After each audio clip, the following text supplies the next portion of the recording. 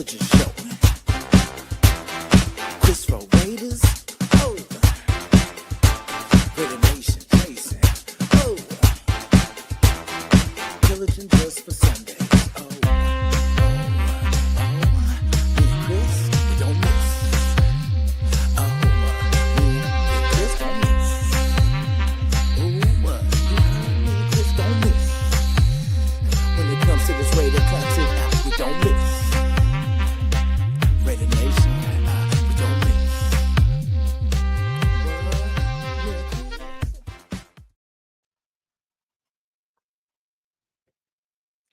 Top of the morning.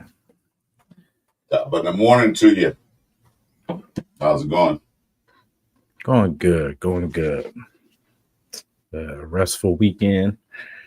I was saying like I wasn't feeling too good yesterday, but hopefully to the guest I invited, it was a little late notice by me, so my apologies.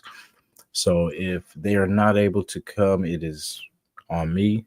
So I appreciate you guys, but me and Chris will be here. Yeah. We'll be here. So were you sick because of the way the game looked yesterday, or was something else?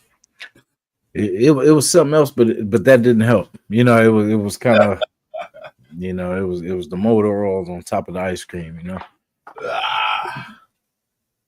Yeah, it wasn't a good showing. But no, it was it. I'm not Bueno. What's up? Good morning. He was in our show last night. Absolutely. Good to see him. So Alfredo, salute. Welcome to the show. I was feeling good when it first started. It looked good. They moved the ball down the field, got a touchdown. Everything looked fluid. Everything was flowing. Thornton looked good. So that was a good point of it. The downside is that second, third string did not look good on all parts of the ball, both sides. Definitely. Yeah, seeing like Thornton, finally getting the end zone, what I'm saying? Like that was good. I know it's good for his confidence. It was good for Genty when he got in. What I'm saying? Just saying, hey, I can do this. You know what I mean? I did this in college, but can I do this against NFL players? And all being preseason, some people didn't score. So what I'm saying? So, it's good to get his confidence up. So now it's not going to be an unfamiliar feeling, And we got to see our boy Zamir. I was excited to see him run hard. Get out there, and that's all we need him to do. When we call your number, man, just get it. You know what I'm saying? Make them pay. Make them pay every time you touch the ball. Yeah, it seemed like Zamir had ankles and a little twitching and stuff. I've never seen that since he's been here. He was just basically straight ahead. That was it. No movement, just straight ahead. But he trying to say, I'm still worthy. I'm making this team. That's what he's trying to say. Well, Mm-hmm. It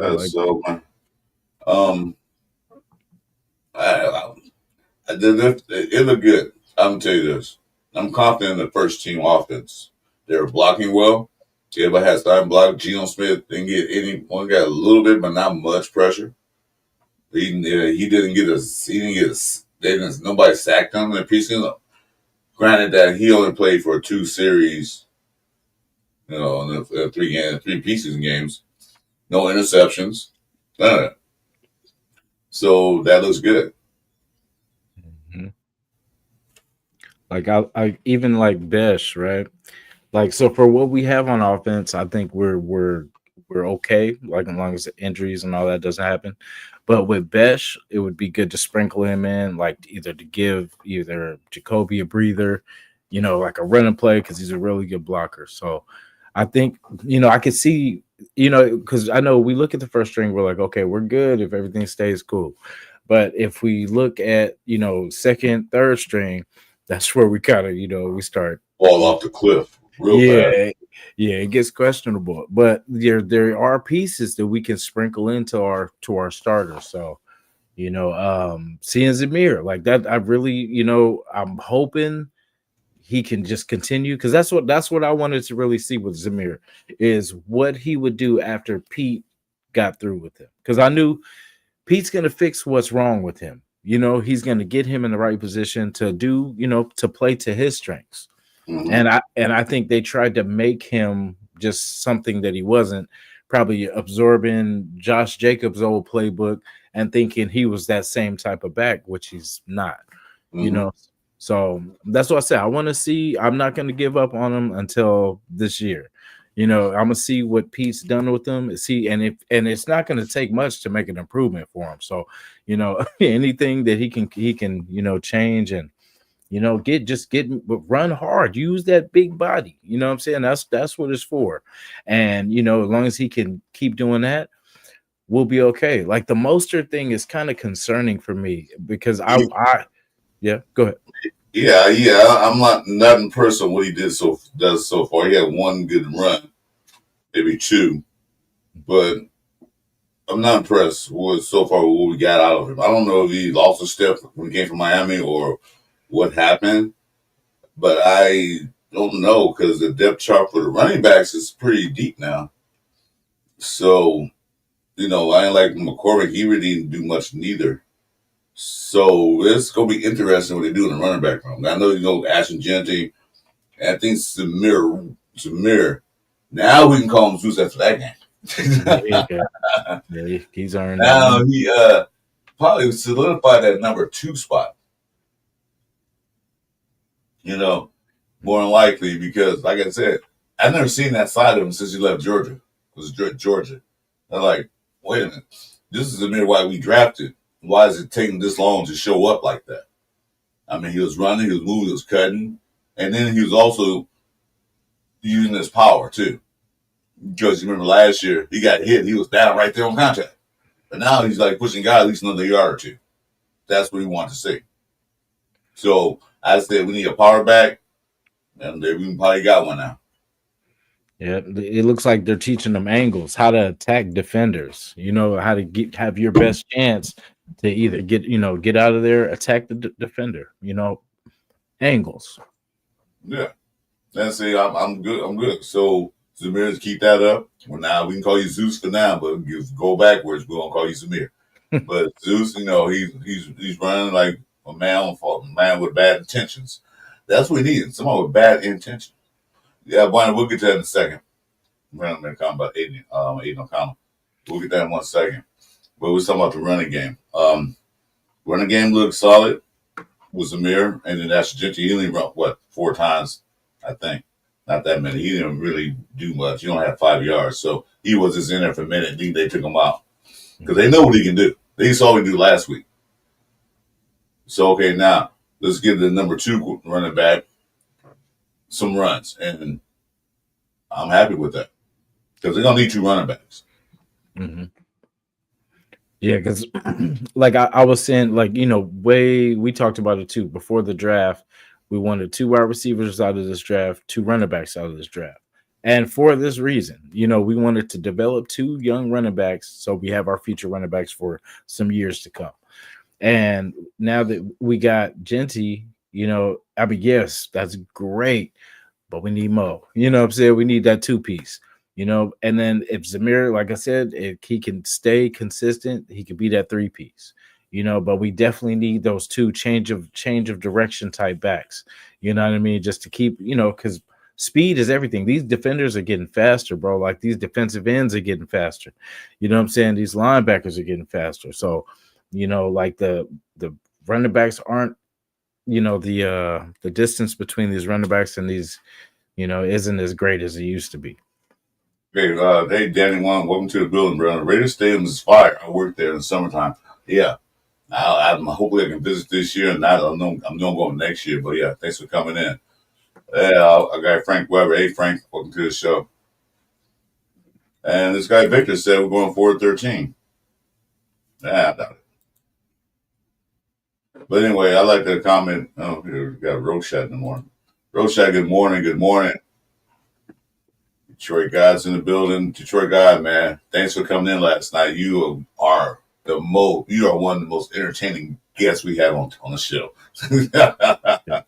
Eugene, um, that's the chef. so I was gonna read a comment right quick. Oh, Steve, I put up there earlier. Steve DeLune said, "I'm not impressed with Kelly's vanilla preseason play call." Yeah, we shouldn't be. We didn't want to impress anybody. We didn't want to open our playbook up to the rest of the NFL so they can go in and sit back and study that and then get ready for us. We don't want to give anybody any hints for what we're going to do in the regular season. I mean, it was just been an offense just to see what players can do in certain situations. You know, can they make the read? Can they make the cuts? Can they make the reads, plays, and everything else? Because I'm sure they got a lot more to do. Because I think one of our friends, Jason Downs, pointed out, they said, have you ever seen a Chip Kelly offense, but there's no motion? They really didn't have any motions. Committed a couple of them, but they didn't even need motions, any certain sets. It's basically just single back, 11 man. That's it. 11 personnel. They didn't do anything special. But I'm sure that playbook will come wide open when the season starts. Then we'll see what they're truly about. See what we got from that. Yeah, so like it felt, even though the game last night was in Arizona, the minds of many were in New England. You know what I'm saying? Like that's the ultimate test right there. That's gonna see, that's where the talking stops. Where this or the hype, the playoff, you know what I'm saying? All that will be seen, win or lose, and how we lose. I don't think they're looking that far ahead, but they are looking through the first game of the season, regardless of who we're playing. So right now they got 2 weeks to get everything right. Got the cuts coming up and all that good things. Now, I'm going to go back to Bueno's statement. What did you got? I just saw you in there. There we go. So, in that game, AOC 12, Aiden O'Connell fractured his wrist out to 6 to 8 weeks. And I said that we cannot go into the season with two quarterbacks. Do you agree? Oh yeah, definitely. Yeah, I mean, if Geno stays upright all season, we're good. But if we were to fall into the hands of somebody behind, we're not ready. We are not built like that. Because we go back to what we had before, before we left. That's a good one, Frank. Vanilla is great when you add the toppings. Yeah, they didn't put any sprinkles on top of the ice cream. So, yeah. But yeah, going into the season with, of course, you got Gio, and then a rookie quarterback who, at the last couple of games, didn't impress me. The first game, everybody's like, "Who now? We got number 2 quarterback." Do we? Let's see him in another situation now. Put him in a game situation with other guys. Didn't look too good. Got sacked. Down. Did he throw a pick last night? Probably. I don't remember because I was far gone after Geno left the game. So I was like, yeah, whatever. But we gotta get another quarterback. And I think we discussed that before we came on because I'm seeing Raiders USC says Raiders will pick a quarterback up that gets cut. Yeah, I think they won't have to. Mm-hmm. Because they are going to be on the injured reserve list, so he won't count towards the roster. So they got to get somebody in there besides Geno Smith and Cam Miller. I don't have faith in Cam Miller if he had to go in there right away, especially against the number ones during the regular season. I don't have faith in that. Yeah. I don't have faith in him to bring us back from down 14. You know what I'm saying? Like I feel like in the beginning of the game, while it's still even, and if we develop a good running game, he can actually be good. but it's when we need him to throw for 15 plus or something to get downfield and stuff like that. I don't know if that he's ready for that yet. In the NFL, I mean, he's probably done it in college, but I'm saying like he's definitely not. His confidence. He's building his confidence, but he's just not there yet. Because with Geno's been in the situations, and it would just go from experience to okay, I'm figuring this thing out. Still, trying to help my team, of course, but you're still trying to learn and figure it out. Your first year. Yeah, that's what Brady said. I don't want a first year quarterback out of college coming and starting. You got to sit a year or two, and it was developing. Yeah, so that's what's going to happen. He might come in there late in the game when we're blowing somebody out, and then like it's like 5 minutes left on the clock or 10 minutes. All right, you're out. They're down by like 20-some points. So you can go in there, just throw the ball around a little bit. So the Eagles traded for a backup Sam Howell today. Okay, so they know what they're doing. We got to do the same thing. 2 names came up. I'm going to ask you what you think, and I'm going to chat what you guys think. Mm-hmm. So there's Winston Jameson from New York because their quarterback room looks pretty good, and he might be odd man out. That's one. The second thing is Anthony Richardson want to come to the Raiders. He want to be traded. Now, one we can pick up, no trade, nothing. That's James Ramsey because he probably more likely get waived. Richardson we had to trade for. Now, who would you take out of those 2 guys? I would take Winston because I would like us to kind of pick up, like say if Geno went down or something like that, we could pick up kind of where he left off more than we would with Richardson. You know what I'm saying? Like Winston can fling it around. He might throw some interceptions, but he's going to throw the ball. He's going to definitely put it up there. So I feel his experience is kind of what we need over. I mean, Richardson tapped out on one of his games. So like, yeah, like I'm, we don't need people like that. That's not a good, as a leader, you are the top, so it starts with you. So, you can't quit your team because your team depends on you. You're the quarterback. You're the absolute star of the team. Because without quarterback, team goes nowhere. Really. I mean, even as a decent quarterback, you can look at Flacco. He wasn't the best quarterback in the league, but he knew how to lead his team. He had all the pieces around him to do good. So you got to lead your team, whether you're tired or not. So you can't quit on them. Because if you quit, they're going to quit. Mm-hmm. They ain't going to have no faith in you. Yeah, and you the playmaker. I mean, you are this, and you're too young to be tired. You know what I'm saying? Like, you're a young man.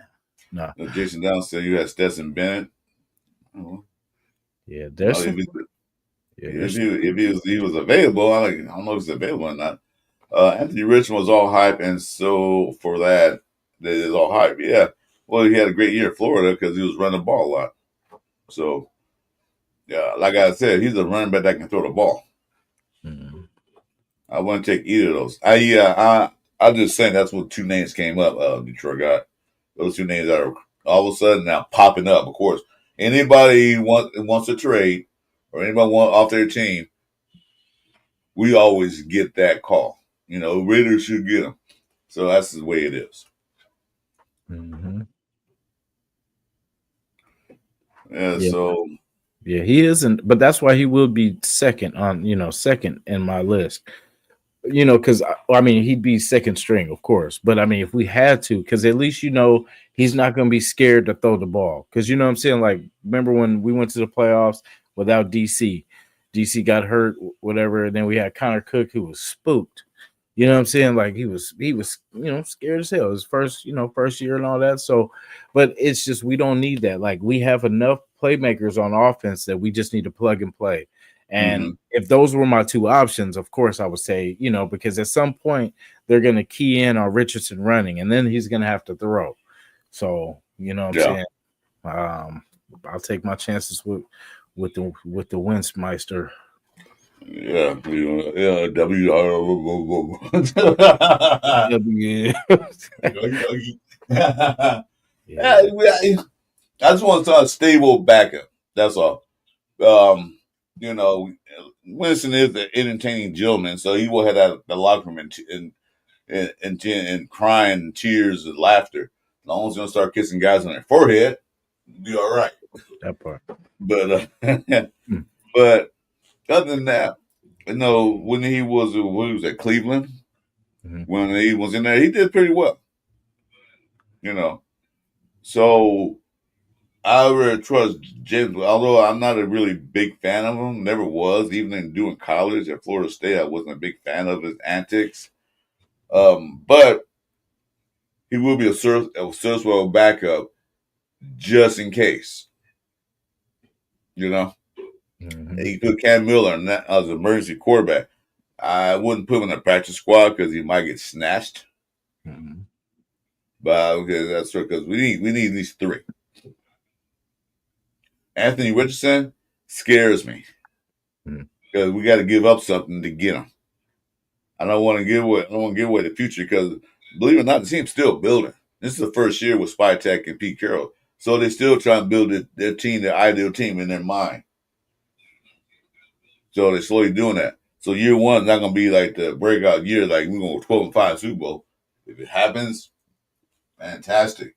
But it's that's fantasy right now. Yeah. Hoping. I think was it Bueno or no? I forgot. I think somebody said last night. We're trying to say hopium. That's a bad drug to have. Yeah. But What's his Kenny Pickett was the name too. They were talking about because he has a hamstring right now. They might wait for him, but that is a name that they could, because they do have Shadur. What's his name? Flacco. Bunch of they have 6 quarterbacks. It's hard to list them all, but yeah, Dylan Gabriel. yeah, Dylan Gabriel. He looked good yesterday too. So I think they'll keep him. Shadur Sanders got pretty much horsewhipped yesterday. They just beat him up yesterday. Like Jesus. Yeah. If you think the Browns are bad, imagine what the third and fourth string Browns are. Mm. You know. Well, I don't know. I don't know what Cleveland going to do with their quarterback situation. Who they're going to let go? Because I don't think they're going season with 5 quarterbacks. That's ridiculous. What they do, that's on them. But yeah, so they got to find a backup. I don't think any cuts happened today. Anybody in the chat see any cuts happening today? Because some teams are cutting people already. Yeah. Anybody see notice a quarterback? Let me know because I haven't looked it up yet. Basically, I'm just waking up because last night was a long night. Mhm. Let's check. There we go. People starting to move. Is it? Yeah, you know what? I'll take a more of a chance on Pickett than Shadur, but if they cut him, that means we still have one veteran quarterback and 2 rookie quarterbacks. I want at least a semi-veteran there. I would have Richardson over Shadur. Now we had if he had a veteran there, yeah, I would probably pick up Shadur, but he might couldn't run Kelly's offense, because it does require RPOs and stuff. Mhm. That's what we need, a mobile quarterback who can get out when he need to get out. You can handle more statues back there. Mhm. Shiloh's out there though. He got that early boot from the Bucks. Well, I'm talking about quarterbacks. I'm talking about anything else. Yeah. I'm not worried about anything else right now. I'm worried about the 2 things I'm worried about is having that third quarterback in the building. Mhm. Although Gino hasn't really been hurt in his whole career, but he is a little older, and I'm just fearful that once he go down, our season is done with. Because I can't trust Cam Miller to lead our team. He might can, possibility, But no, not now, not yet. You have to work on some things. Yeah. Are we being cheap too? Because we see it as we need, some more, it's definitely in that DB room. Like a vet would be nice. Speaking of, and then I don't know if you guys seen Porter getting kind of torched out there, It toward was. yeah, I'm like, man. And then so when I think of New England, I think of Diggs. Who's guarding Diggs? You know what I'm saying? Like who is our top corner? They're probably Stokes. That's what I was thinking. Because anybody else, I'd be worried about. Well, like the Raiders' offense is vanilla, so is the Raiders' defense. They're very vanilla. They didn't put only thing they work on is damn tackling. Mhm. Tackle the guy. Yeah. But that number 42 pissed me off because let that guy just seriously run by, just put his arm out there. I said, dude, what happened to the basic football? Even when you play pop corner football, they tell you, dude, wrap him up. Mm-hmm. Try and get a big hit so you know ESPN highlights. That's what I said last night. That don't play. Who cares about your highlight reel? Wrap them up. That's a highlight reel right there in itself.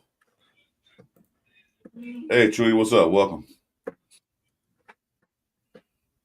Yeah, it was, but it wasn't the offense because you didn't see the other defense. They were playing mainly zone. To me, like what are we doing? They're not playing that press man coverage and all that stuff. They didn't do none of that. Yeah, he looked lost a little bit last night. Yeah, he did. Like he wasn't ready to play, so you better step it up too. I mean, they won't cut him, but you better step it up quickly because 2 weeks go by real quick before we know we New England. Yeah, I'm gonna say 6 to 8 wins. I'm gonna go down a little bit because you're just being a realist. You know what I mean? Just being realistic. It looks good right now, but if this shell cracks, we got some leaks. Because it's the running back situation is kind of one of the best things we got going. For now, but health, the depth of the quarterback, and I would say the wide receiver youth might be a problem. Yeah. Oh man. Yeah. Well, I still want to see 10 wins. Let's see what we got. I still want to see 10 wins, but I'll accept 8. I'll accept 8 wins. I'll accept that. Because like I said, they're still trying to get everything for, the future. They're still trying to they got another draft because like Pete Carroll in his first year with Seattle wasn't really a good record. Second year was way better. Same thing USC. Wasn't really a good record. They were 6-6, got into a bowl game. And then a couple years later, they win national championships. So I don't expect them to actually go 12-5 this year. I would like to see 10 wins. 8 is on that satisfactory list. I say, okay, I'm good with that. But I want to see 8 quality wins. I want to see teams we're supposed to beat, we do beat. We should easily beat that team. But no, we always manage to lose to the teams we should beat. Like last year. Oh my God, the Atlanta Falcon game was the worst game I've seen in a long ass time. I said we should have won that game. Nope. Carolina Panthers should have won that game. We got our butt stumped in the first 3 minutes of the game. Those are games we should win, especially them home games. Mm-hmm. So I want to see that. Go 3-3 in the division minimum. I want 4-2, but 3-3 is satisfactory. Yeah. So if they win 8 games, okay, did you go 3-3 in the division? Yes. Did you beat teams you're supposed to beat? Yes. Okay. Now we can move forward to the next year, then the draft and the free agency. So I'll be cool with that. Mm-hmm. Yeah. And then, 2 AFC wins out of the gate with a Chargers in New England. And I was watching KC. Now, we were talking about them kind of taking a step back, but that team is starting to kind of put they're still dangerous. Yeah. I mean, they didn't look as good last year as that has been in the past, but they are still a dangerous team, and we can relax when we play them there or here. Mm-hmm. So they take a step back, yeah, but they're still a dangerous team. They still got Mahomes and Andy Reid over there, and defense still looks solid. So we can't just they're getting weaker. So yeah, that's what it looks like. But somehow, some way, they managed to win games, regardless of that. Either defense or their offense. Yeah. Hey, Cool Kev, what's going on, brother? Welcome. Oh, shoot. Think too quick. I know he's a great defense. Yeah, he has a good defensive coordinator. Mm-hmm. So that's the one item I want them to address is the quarterback. Get a quarterback, whether by waiver. If they trade to the Colts a 4th rounder or 5th rounder for Richardson, well, I guess we're on board with that. But he won't be starting. Mm-hmm. If they pick up James Winston for really nothing, can't be mad at that. But we need that second quarterback. I don't want another rookie. So Cleveland let go Shadir Sanders. Well, then we got 2 rookies. Who's going to come in there if some, knock on wood, be with me, Geno Smith go down or something like that? Yeah. And then we can't, because I've heard people say, well, we just got to rock with Cam Miller. But I mean, I'm just saying, if we get to the playoffs, we're going to have to throw the ball at some point. Those great teams like you seen in the Super Bowl, Jalen Hurts was able to make the throws and Mahomes was not. And whoever can make the throws wins the games. So, at some point he's going to have to throw, and he's going to have to throw with confidence and consistently, get first downs, move the ball, so I would feel way better with a vet, Yeah. Like I said, Winston is not really that bad of a quarterback. He did well when he was at Cleveland, of course, It's just that sometimes he's immature. To me, sometimes. It gets in this I'm still in high school, college phase or mode. So he had to grow up really quick. But like I said, we got to address that issue because AOC is off for 6 to 8 weeks. So he's going to be in IR. So like I said, that's a roster spot that's freed up. I knew I should have been throwing, getting loose. I keep telling you, man, go to Vegas, try out, man. You want to do it. Yeah, but I thought AOC was going to hang in this year. Crash the door. They say, who let you in? Just tell them Christopher Raiders did. Just give me a call. Say, hey, I told them to come here.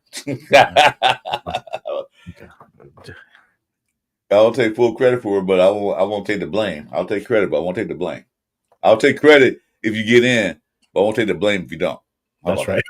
You want to say what's up, y'all. Want to say what's up. All right. Now get out of here.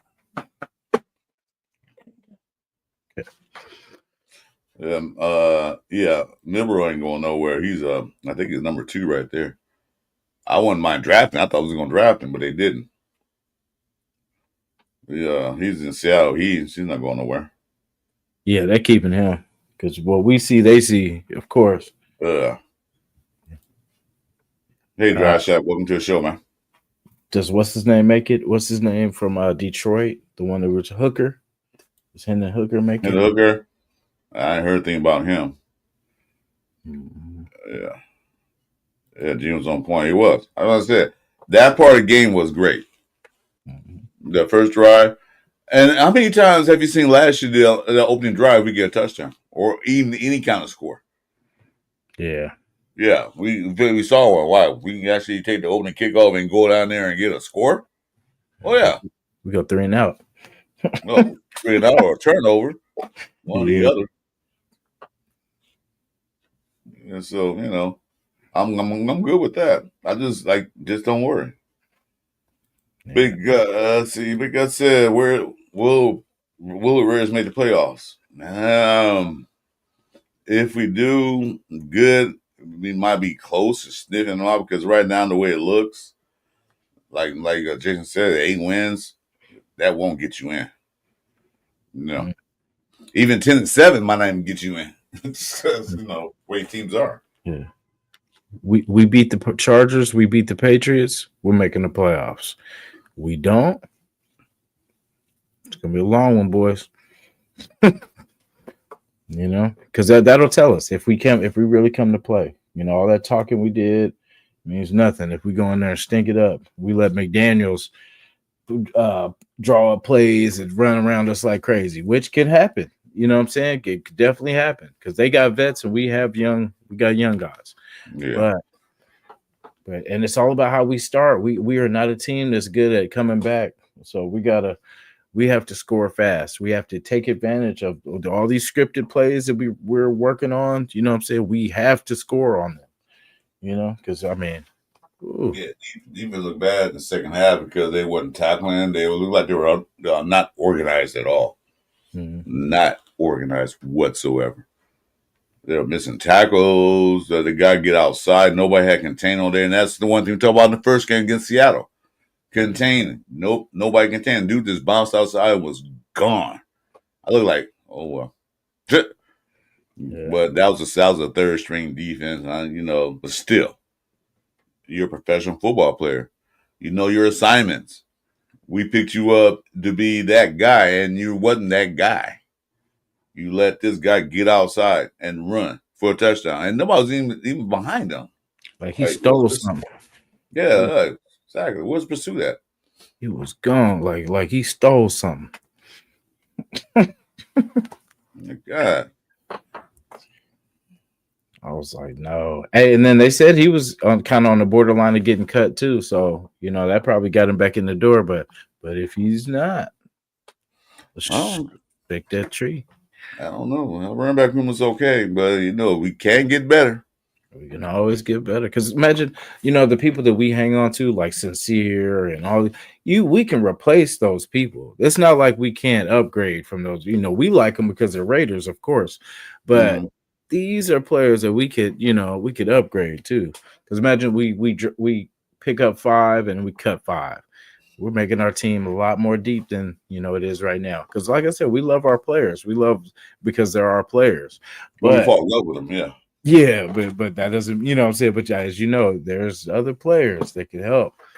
And if they're tearing us up, I'm pretty sure they're pretty good football players. You know what I'm saying? Or we're just not doing the job right, or a combination of both. But just now I was talking about Bueno's refrigerator last night. He had a smart refrigerator. It was funny. Anyway, back to the Raiders.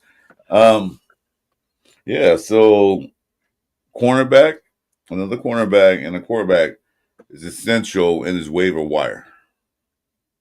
Who they cut. He might not, we might not be serviceable for that one team, but he might be good for us. Mm-hmm. So that's 2 things we got to look at. The offensive line last night looked awesome. The first string did. The second string, but the first string, they blocked. And we was crying about that in the first game. But they kept Geno upright. Samir, okay, now Zeus was able to get some good runs. So, okay, we're good. We're good with that. JPJ at right guard looked good.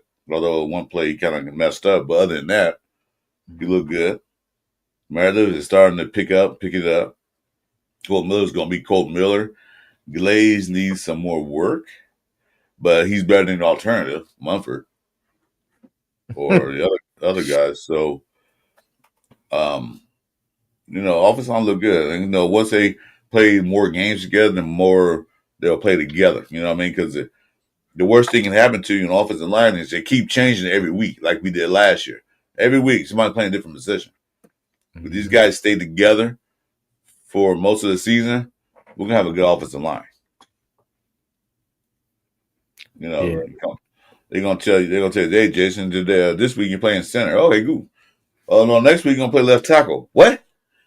And then now we're gonna play right guard. Like, wait a minute, What's going on here?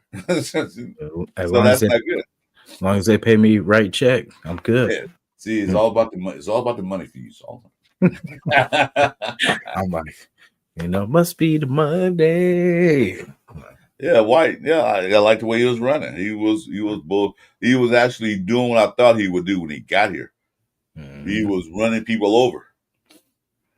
So, like I said, now we got a Genty, who is definitely a power back himself, but we also got another guy who's a good power back.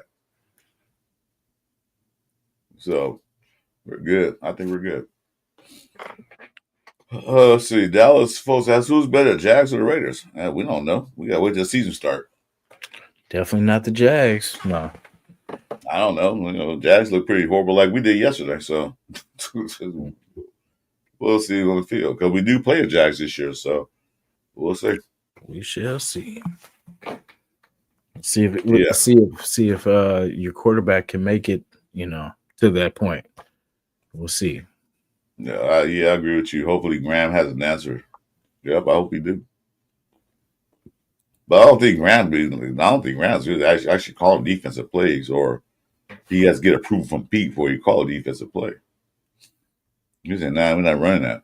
We're gonna run this. Mm-hmm. Yeah, we're gonna get into the matchups and everything too, because that's basically like who's gonna cover who is who I wanna know. Because after Diggs, because they have a lot of good tight ends too over there in New England. Mm-hmm. So that's why I say we're not the best at covering tight end. So, but we got to have our best package for that one. Yeah, I like him. My main concern is the middle of the field. Yeah, mine too. I'm about to bring that up too. Mm-hmm. Being open on defense. The opposing offense always part that like the Red Sea in the Bible. Yeah. It's like this, like especially second half, they just like let the middle wide open. And teams want to exploit that.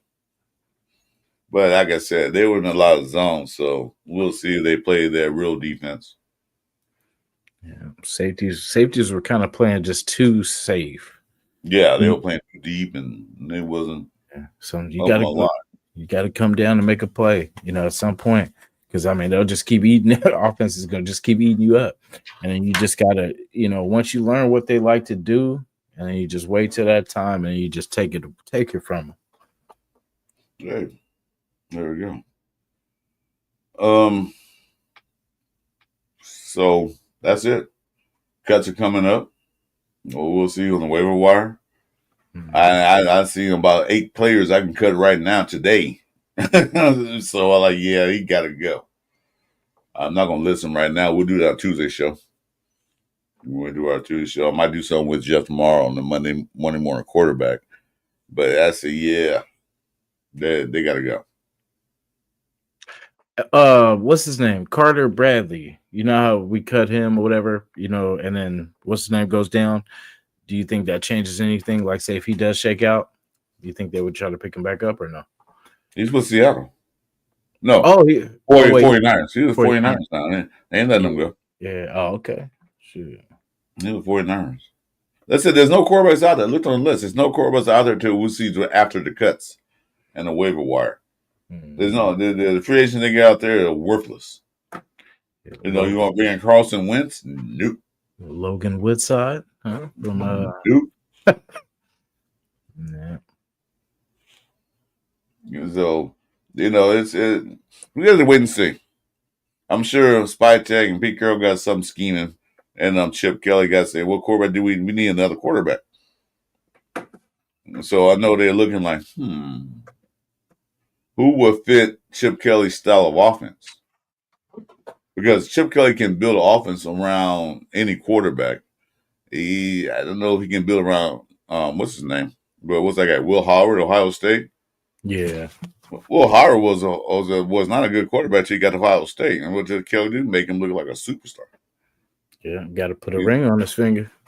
He's not a running. He's not a dual threat quarterback, but he know how to get out when he has to. Yeah. Yep. Toon did have some shakes last night. He shook the hell out of who I forgot who that was. He shook though, but it might have been Matt Jones. Probably was. I wouldn't doubt it.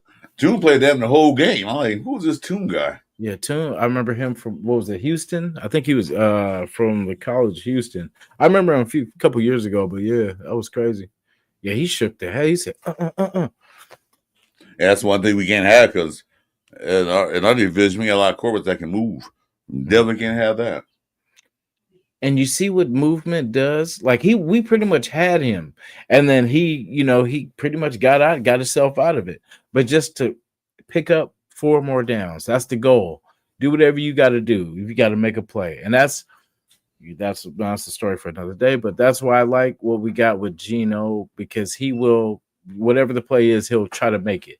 If it's running, he'll make it. If it's throwing, he'll make it. So, and I like that he makes decisions. That's what like AOC was driving me crazy. He was. Man, just make a decision and get it. Away. Yeah, it's no good in your hands. Like, you're not the fastest guy, so you're not the playmaker. Get it to your playmakers. You know what I'm saying? Yeah. Get it out of your hands. Screenplays would have been the best thing for him. A check off to dump it out to the running back or somebody out there. Throw it out of bounds. Do on the right side, stay in the pocket and throw it away. They'll just hold the ball. Yeah, because that just dropped. You'd be like, throw it. God, you know what I'm saying? Like, throw the ball. Goodness. You get that reference, George Benson. I know who George Benson is. So are you talking about the masquerade or what?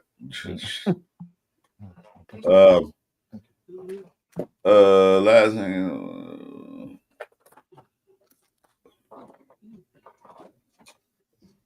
But yeah. So let's talk about the other elephant in the room. A defensive line. The first unit did good. I don't think they didn't get any sacks. Tyree Wilson looked like he's trying to do something. Kuntz, I was negative him last week because he had that bend. Mm-hmm. But it looked like he's got to step back a little bit, but I think we still need a little more game time because he looked like he was starting to come up. Max is going to be Max. Booker, I'm kind of concerned about him. I thought it would be one that guy, but I didn't see him too much last night. Hey, Patrick B. Salute, brother. Thanks for coming in. Until we think about Booker. Yeah, I didn't see too much from him, too, but I don't know. They might have been just conserving themselves for, just trying not to get hurt. A play before the real thing. Well, I think all players were like that, so, it didn't really matter. But still, you still got to play. Yeah, the Kuntz thing did concern me too, because I did, I watched after injuries, and before we even re-signed him, that was my thing. Like, I would have rathered us go with the fresh, either free agent somewhere or just a fresh pair of legs, because you're taking a risk. We paid him, I think, 12, 13, whatever it was, and 12. like say it. I mean, it could have been worse. So, what I'm saying, I guess, if it doesn't work out, then at least we didn't pay him that full contract. But Kuntz was. There's a couple other teams, I don't remember their names, actually asking, for the free agent, to come play for him for more money in probably another year or two. He said, I want to actually stay here with the Raiders. So he turned out a little more. He's turned out money. It might not have been that much more what he's getting now, but it probably been 2 years or whatever. But he decided to stay with the Raiders. So he wanted to be on this team. I like that attitude, but we got to see if it works out. That's why they got him 1 year. Wilson had a good game going. Then he missed that tackle that kind of changed the game. Yeah, he did miss a tackle. But a lot of players missed the tackle. Mm-hmm. Yeah, and like I hope it works out. I definitely do. Definitely want the best, for him in his career here. But I just, that's in the back of our mind, of course. The way he looks now, he doesn't look like he's comfortable. You know what I mean? He just looks hesitant. He looks like he's playing careful, and he's doing too much thinking. That's what I think it is. Well, yeah, back when you get the injury like that, it took out a whole year. And back in your mind, you always have that thought. Like I said, I never broke any bones or any ACLs or anything. Mm-hmm. Knock on wood, if you're with me. But I know I talked to other people who had, like, I talked to Jeff about that, and a friend of mine who had that at an ACL, Mhm. and he always think about each step he take, it can re-injure it. So that's in the back of his mind. He don't think about it when he walk outside, but in the back of his mind, subconsciously, it's there. Didn't Yeah. see much of Adams, but his couple of plays stood out. I think it's more. Yeah, we're good with that. Adams, I'm not. They're not gonna pump him out too much because he does have an injury history. So they want to play him all out. They know what they got in him. So That's what Pete was saying. He said he slows down the game. Because when you're building momentum, that's the last thing you need is a turnover. You know what I'm saying? Like the turnover will just kill it because it's like every time, all that for nothing. You know what I'm saying? Like all that every hard time, work for nothing. it gives the other team momentum and it shuts us down. Especially with the ball at the 19-yard line, dude. Yeah, that's easy. That's easy pickings. Whether you fumbled it or interception, you got to hold on to that ball. You got to keep the offense on the field. You can't just turn the ball over. We had that problem last year, so we're doing the same thing we did last year. I don't think so. So we got to hold on to the ball. Don't throw it away. If you don't see anybody open, throw it out of bounds. Live another day. That way, okay, if it's 3rd down and 7 and nobody's open, you can't get a first down, and you got the ball, throw it away. Yeah. Throw it away. And let one of the best punters in the league pin the other team back. Let the defense go to work. Just don't just throw it in a spot you think that might be a catch. When they pick it off, now they right where we are, right by the goal line. Yeah, I'm trying to think of what I feel like the Chargers back when they had LT. Like they could, if they were looking for something down the field or whatever, if it wasn't there, they could always check it down to LT. LT would, what LT would do. Run it all over. But it just feels like when we run our offense that we don't have a backup plan, that it's either all or nothing. Right. Like, you know what I'm saying? Like it should always be something. Chip away at that 10 yards, chip away at the very least. And that's what AOC would drive me crazy because we, say we get 6 yards on first down. All we need is 4 yards.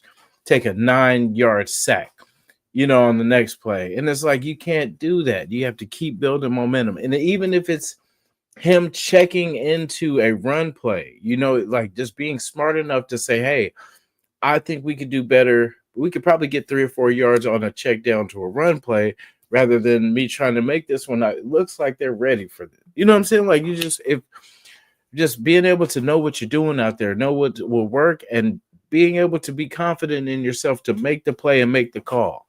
Like just if I don't know, I'm not out there, so I can't do it for them. But I'm saying like there should be, you guys get paid money to do this, and ones that like remember the Tom Brady's, the Peyton Mannings used to read defenses, changing everything, all this kind of stuff to make a play, not just going up to the line. Like no, you read read what the defense is doing, and you try to manipulate what they got going. Like even if you like say they're on you're running a run play, and then you see that they're on it. I'm gonna call the same play, but it's how I do it. I'm gonna make them think I'm changing it all the way around, so they back up, so I can still call that play. It's manipulating the defense. Who will be our AOC replacement? We don't know yet. We're gonna wait till the waiver wire to see what happens. They're not gonna rush out there and grab somebody just yet. They're gonna wait and see because they got to get a player that fits Chip Kelly's style of offense. They can't just go get anybody. So we'll see after the cuts and everything else. We'll know after 2-0 Wednesday if they're gonna pick up anybody.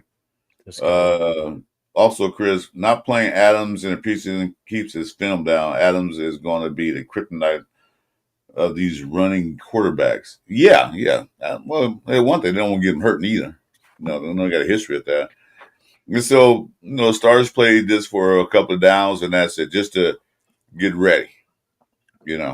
That's all they did. And when they were out there, we look good. Might be against the second team, but don't matter. We still were fluid. Everything flowed right. We got hits. We tackled, and the first unit did. The second unit is concerning. But yeah, Adam, they're not gonna be like Matt Crosby. He had that one series, he was out. We stepped the guy behind us trying to run. Hey, that's our Pharaoh. Hey guys, we have our special guest coming in. Ladies and gentlemen, let's welcome in Pharaoh. What's going on, man? How you guys doing this morning? Good. How you doing, my brother? Thank you for coming. Pretty good, bro. Pretty good, man. Sorry about the tardiness, man. No, my fault. My fault. Yeah. Oh, better late than never, brother. How you doing? Pretty good, man. What are you guys talking about? I mean, I know you guys probably been talking about that preseason game yesterday. I'm sure we're gonna get into that in a little bit, but y'all probably broke that down, you know. No, go. Give us your thoughts on that. Yeah, what's your thoughts on last night? So I still gotta rewatch it, but I did like that Dante Thornton and Geno Smith were able to like show off that connection that we heard that they had in training camp. That was a good sign. They were able to get a touchdown. Zamir White actually looked pretty solid. And the I do a show with Severe Raider, a couple shows out the week, and one of the surprise cuts that we had was Mostert, the free agent running back that we picked up during the offseason. And it looks like, Zamir White might be the number 2 running back. And then you got a few young running backs that kind of offer you some special team value. And I think that might make Mostert expendable. But for the most part, I think, some guys kind of showed out and, made a case for them to make the team, like a Greedy Vance, that undrafted free agent cornerback at maybe a possible nickel that we can use this year. Maybe he can give us some value, but he made a good impression. And Tyree Wilson, hey man, I don't want to call it because I know me and I'm sure a lot of Raider fans have been cracking jokes about Tyree Wilson, about him and his value, and has he lived up to like that number 7th overall pick? But he's making plays. I mean, I think this coaching staff has a plan for him. They move him inside and obvious pass rushing situations, and he's been getting pressure. I like what I seen from that starting D line. Kuntz, I kind of been on Kuntz a little bit because not critically. I just understand that the type of injury that he has takes a while to recover. So I had some doubts and concerns about man, we might have to maybe look into the get some possible pass rushers and not free agency, but with all these cuts that's happening around the league, maybe the Raiders might have to look at it. But Kuntz kind of looked good. He was able to get a sack. So if he could look like his old self, man, I think that would be a big plus for that defense. But yeah, man, I'm excited for the season, and man, hopefully the Raiders can show out, man, week 1 against the Patriots. Yeah, speaking talking about the running backs, because we were saying the same thing last night. We think that Mostert is the odd man looking in, because he only does one thing: run the ball. But you got the other running backs that can play special teams and kickoff returns. Mm-hmm. So I was saying the Raiders probably keep maybe 4 running backs, because Zamir White did have the first kickoff in the first preseason. He ran ball on the kickoff return. Yeah. So, and most teams now are doing that with this new rule change. Facts. They putting running backs out there. You see what Henderson did in the first game. That guy. Yeah. So I said Zamir looked good. Now I'm gonna call him Zeus again, because then now he looked like Zeus, because he was running and he was doing things that I saw him do in college. Came here, didn't do the same thing. He was moving, twitching, cutting. So they are working with him. He said he likes Zamir White, so he must be really working with him. Yeah, I mean, I thought it was real telling when Pete Carroll was Zamir kind of offers us something different than all the other running backs, in that he has that size, that athletic ability, that power. So maybe they see the value in having, a Zamir White in that running back room. And a Mostert, if we're being honest, he's 33 years old. That's kind of old in the tooth for a running back. We've seen it time and time again, Raiders pick up one of these veterans over the offseason and put them on a 1-year deal. Doesn't necessarily guarantee that they are going to be on the roster. but it just adds competition to the room. And just in case none of these guys step up, they have a veteran. But I think the running back room, I think we're probably pretty much set. You got the Sincere McCormick, you got Dylan Lobby, who, I was like, man, everybody last off season we're talking about Dylan Lobby this, Dylan Lobby that. He come preseason, come regular season, first snap, fumble, and we never heard from him again. And then like this year, you didn't really hear too much. And come game time, dude shows he's showing out, like you just said, the special teams value. And you seen that you seen him actually not protect the football and actually get some yards rushing the ball and actually receiving out the backfield. So I think the running back room is set, to be honest with you. I would think that if we're being critical of the roster right now, as far as like the players that we need to add, I would say offensive line, backup offensive line, like, man, our tackles, bro, Thayer Mumford looks, I don't know what happened. A difference a year makes, because he was projected to be a starter last year. Like, he was competing, and then 1 year later, like, this dude can't block anything. He looks terrible. Like, well, yeah. He did start last year, but he got hurt, and then that's when he brought in Glaze. But then Glaze was doing so well that couldn't get it back in. Mm-hmm. So I don't know. Maybe his confidence is shattered. I don't know what happened to him, but man. Yeah, and sometimes it could be a situation where the coaching staff, might be different philosophy, different type of, he is a former 7th round pick, if we're being honest. I thought his role, like his potential was going to be like maybe a swing tackle, but I'm not sure if he could even be that for the Raiders as of right now. So Raiders definitely need to look at the offensive line market for a swing tackle. I don't know who that's going to be, but they're 6th in the way. I think they're 6th, because the way it works, I think, is based off like the previous year record or in their draft spot. So I think they're number 6, which is pretty good. So if players get cut, Raiders have a pretty good chance of like, claiming them on the waiver wire. So I think they're going to be active there. I'm not gonna lie. I know I mentioned Kuntz, but I think we need to maybe back up pass rusher. It's a few things I feel like the Raiders I think they're going to be active. Yeah, because Snow was out there. He didn't look as good as I thought he might looked. Mm-hmm. But like I said, we need a backup on both sides. What's the other guy they had out there? Can't remember his name. Who? You said it again? I'm trying to think of the other guy they had out there after Max left. There was another guy that came out there because Snowden played on where Kuntz was. Carter? Was it Carter? Was it Carter? Is it you're talking about Andre Carter? Andre Carter, Charles Snowden. It was Rogers, or what's his name? The one we got this year. From, was it St. Mary's? You talking about that guy? No, the defensive ends. Jai Joyner? Yeah. Oh yeah, Joyner. No, I wasn't talking about not the offense. That's Rogers' guard. Yeah, like I said, I agree with you, Pharoah. We do need a couple of backup DEs because we can't have Max playing 90% of snaps again because he's getting older, and then the injuries are going to start piling up again. Then, Max is the face of the team. He's the most aggressive defensive player out there. Yeah. No, so I agree 100%. And you can see that like it's catching up to him because Max has been getting hurt the last couple years. And last year was like the first time he missed the game. But the year prior, if you remember, he had like this situation where they had to like take fluids out his knee. And it was actually pretty dangerous because if there was an infection, they said that they can possibly at worst amputate his leg.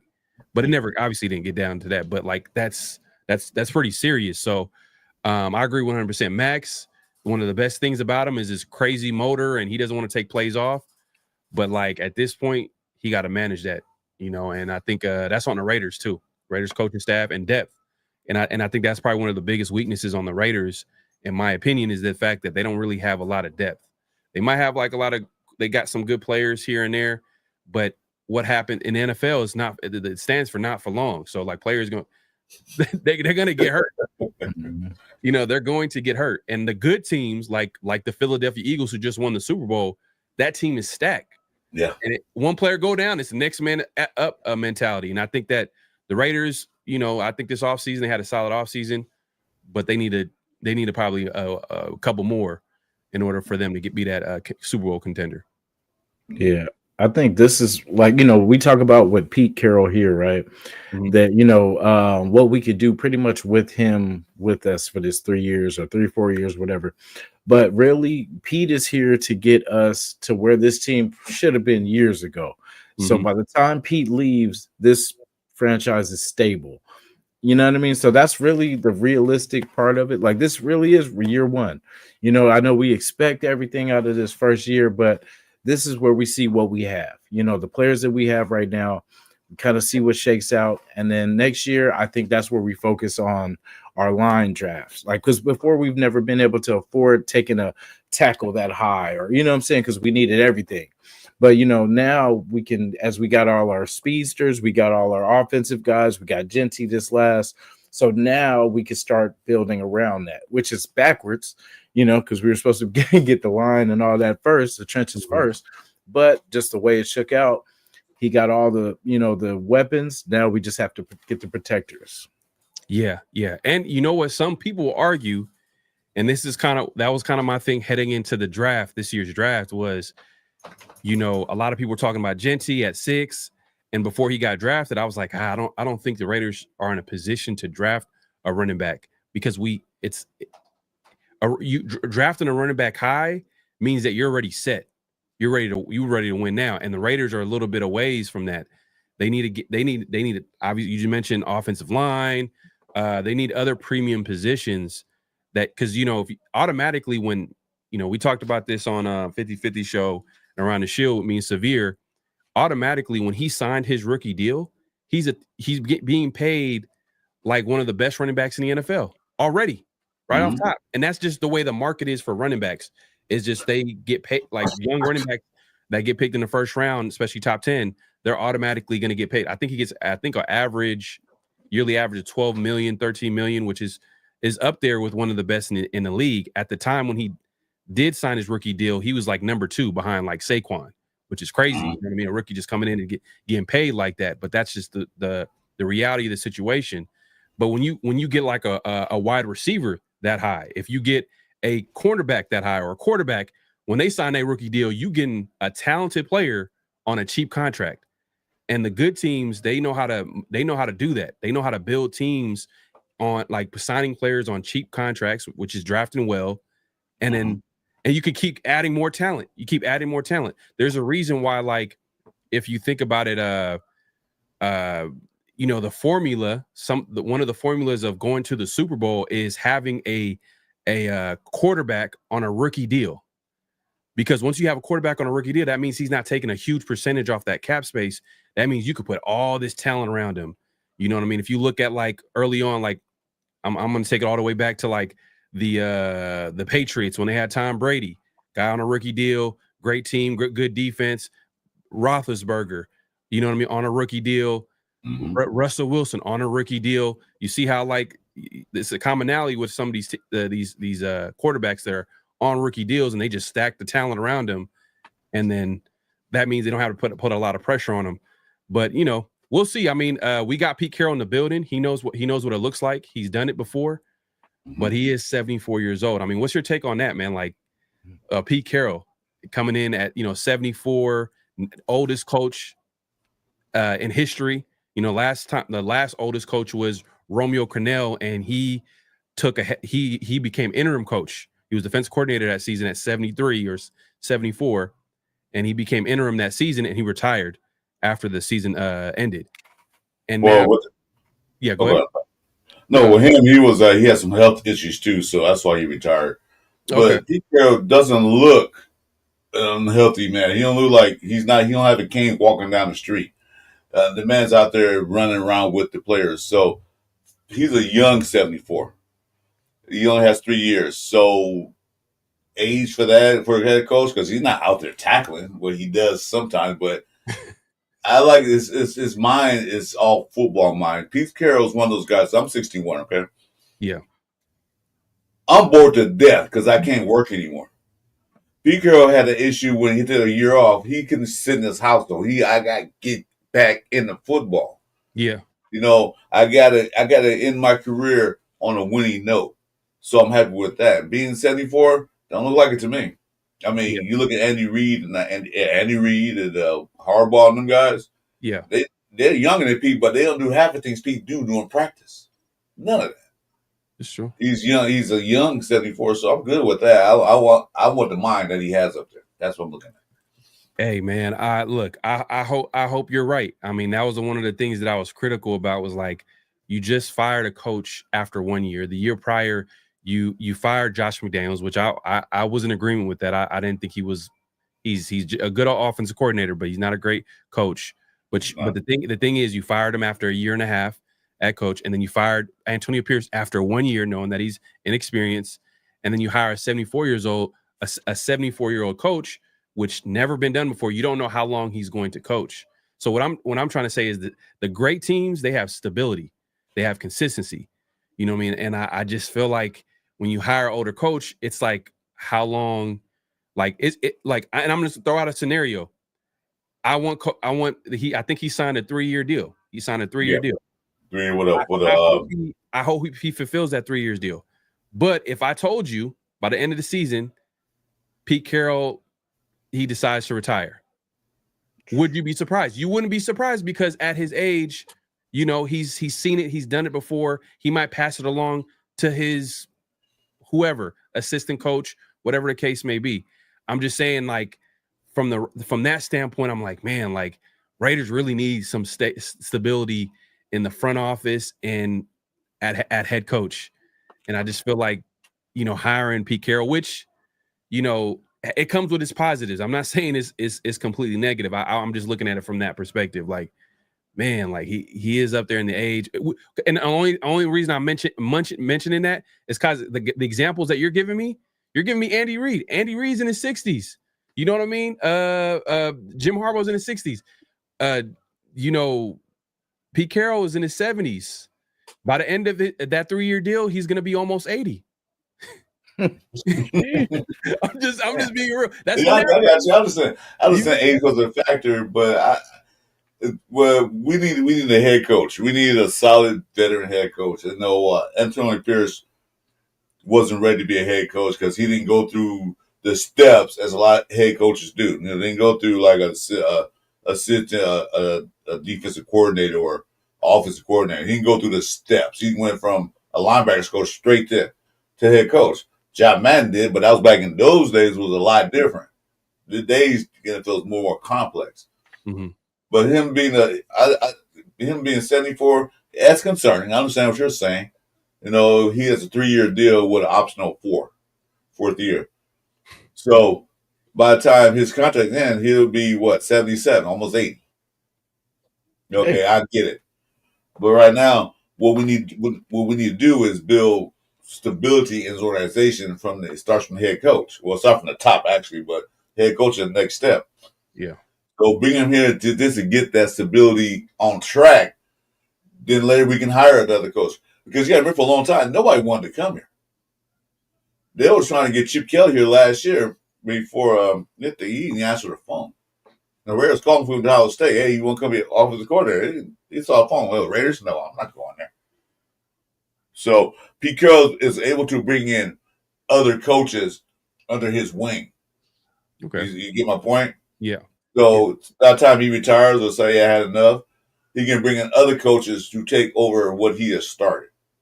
Yeah.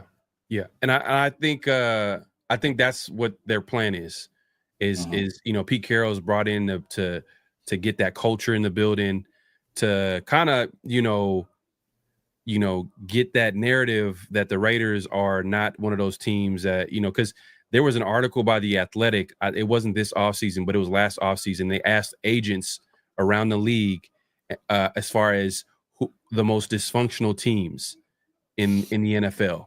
You know what I mean? Teams that they kind of like stay away from when it comes to contract negotiations and things like that. And number 1 was the Panthers, and number 2 was the Raiders. I can believe that. You know what I mean? And if we're being honest, you've been following this team for a while. A lot of things has happened since, you know, for the last how many years, you know what I mean, with the Raiders. And hopefully, like you said, Pete Carroll is going to be in here. He's going to get it right, and he's going to make this team more attractive. And part of that is getting the quarterback right. If we're being honest, like one of the reasons why some of these offensive-minded coaches didn't want to take this job, like a Ben Johnson, is because we didn't have a quarterback. Yeah. When you don't have a quarterback, like coaches, they're not dumb. They're like, okay, I'm gonna get all the blame because I don't have a quarterback. Like, I'm gonna make sure I want to go to the best, option available to me. And I think once the Raiders kind of get that situated, hopefully Gino's that guy. He's 35. Hopefully, I think, in my opinion, I think the Raiders should prioritize the quarterback situation no matter what. Even though we have Gino, I feel like Gino's kind of like that bridge guy. But if he is the next coming of Rich Gannon, I ain't mad at that either. Yeah, as everybody's saying. Yeah, you gotta look at the other way, that there are a lot of players that won't come to this team neither because it's functioning. But you're a coach, and you saw how the Raiders treated their coaches in the past. You saw how bad their team was. You saw how dysfunctional the locker room was. You saw that.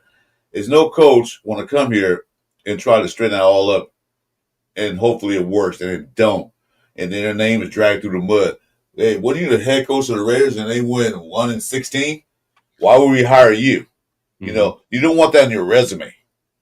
Yeah. But if you come to a coach that has a winning culture and winning record, that'll make your resume look better. Right. So each coordinator's dream is to become the HC. That's what they want to be. Yeah. And if you're OC for a horrible team who's last in the NFL in offense on every category, or the worst defense in the league, ain't nobody gonna hire you as a head coach. Why should we hire you? Because your team was bad. Mm-hmm. So Pete Carroll's trying to bring that culture back where, they're winning. I think they need a defense coordinator. I think I'm gonna go over there to the Raiders. Let me ask you this. Do you think the next head coach of the Raiders, I know we're jumping ahead, but the next head coach on the Raiders is on this team?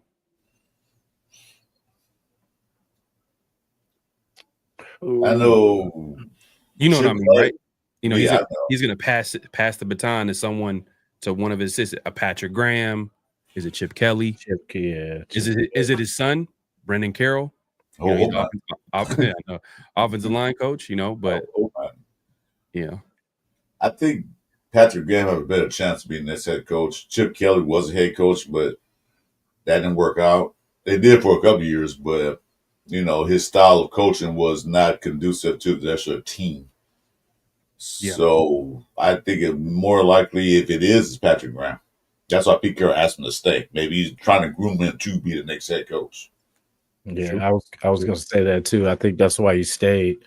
I think because he could have went other places and stuff like that, but I think there was not a deal in place, but there was something that like, hey, we have our eyes, for the future. We know Pete's not going to be around forever, and we would like you to be, hopefully that guy. So, keeping him, and then he's comfortable with the defense. But who knows what will happen in 3 years? But but I feel like it would be either of those two, either Chip Kelly or PG. So yeah, and that's the thing too. And I agree. I can see Patrick Graham, but then I look at Chip Kelly. He's the highest paid assistant in the NFL, making $6 million a year. So at the end of the day, it's all about value, and the Raiders value Chip Kelly. So let me paint a picture to you. Raiders have a top offense. The Raiders have a top offense. They draft a young quarterback, or either way, they have a top offense. I don't think the Raiders would want to risk losing a Chip Kelly who's coaching up a top offense, who's coaching up whoever's at quarterback to another team. So if Chip Kelly, Pete Carroll, obviously, he moves on, he retires, and he passes. I think Chip Kelly has as good a chance as anybody else. Like, but Jason said, like, I'm in agreement with that. Like, I think Chip Kelly's up there. I think Patrick Graham is interesting, but I can also see the other thing for Patrick Graham. I think if the Raiders defense or whatever doesn't work out this year, the defense doesn't play too well. We all know why the defense wouldn't play well to this. I think it's more of the talent. There's a talent issue on defense. You compare it to the offense, I feel like the offense got more talent than defense. Outside of Max Crosby, to be honest with you, and maybe Kuntz if he's back to his old self, those are the two guys where you can be like, okay, they're going to be playmakers on defense. On offense, you got a few guys. You know what I mean? And I think the defense, there's a talent issue. What I'm trying to say is that, like, by the end of the season, if the Raiders don't, for whatever reason, if they don't have a winning record, there's always going to be a scapegoat.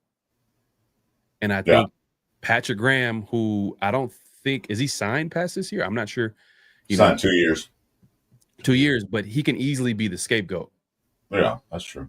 He easily be a scapegoat. There's always a scapegoat. When the season don't go right, there's always going to be a year. When McDaniel's first year head coach, it was Derek Carr. The following year, it was Josh McDaniels.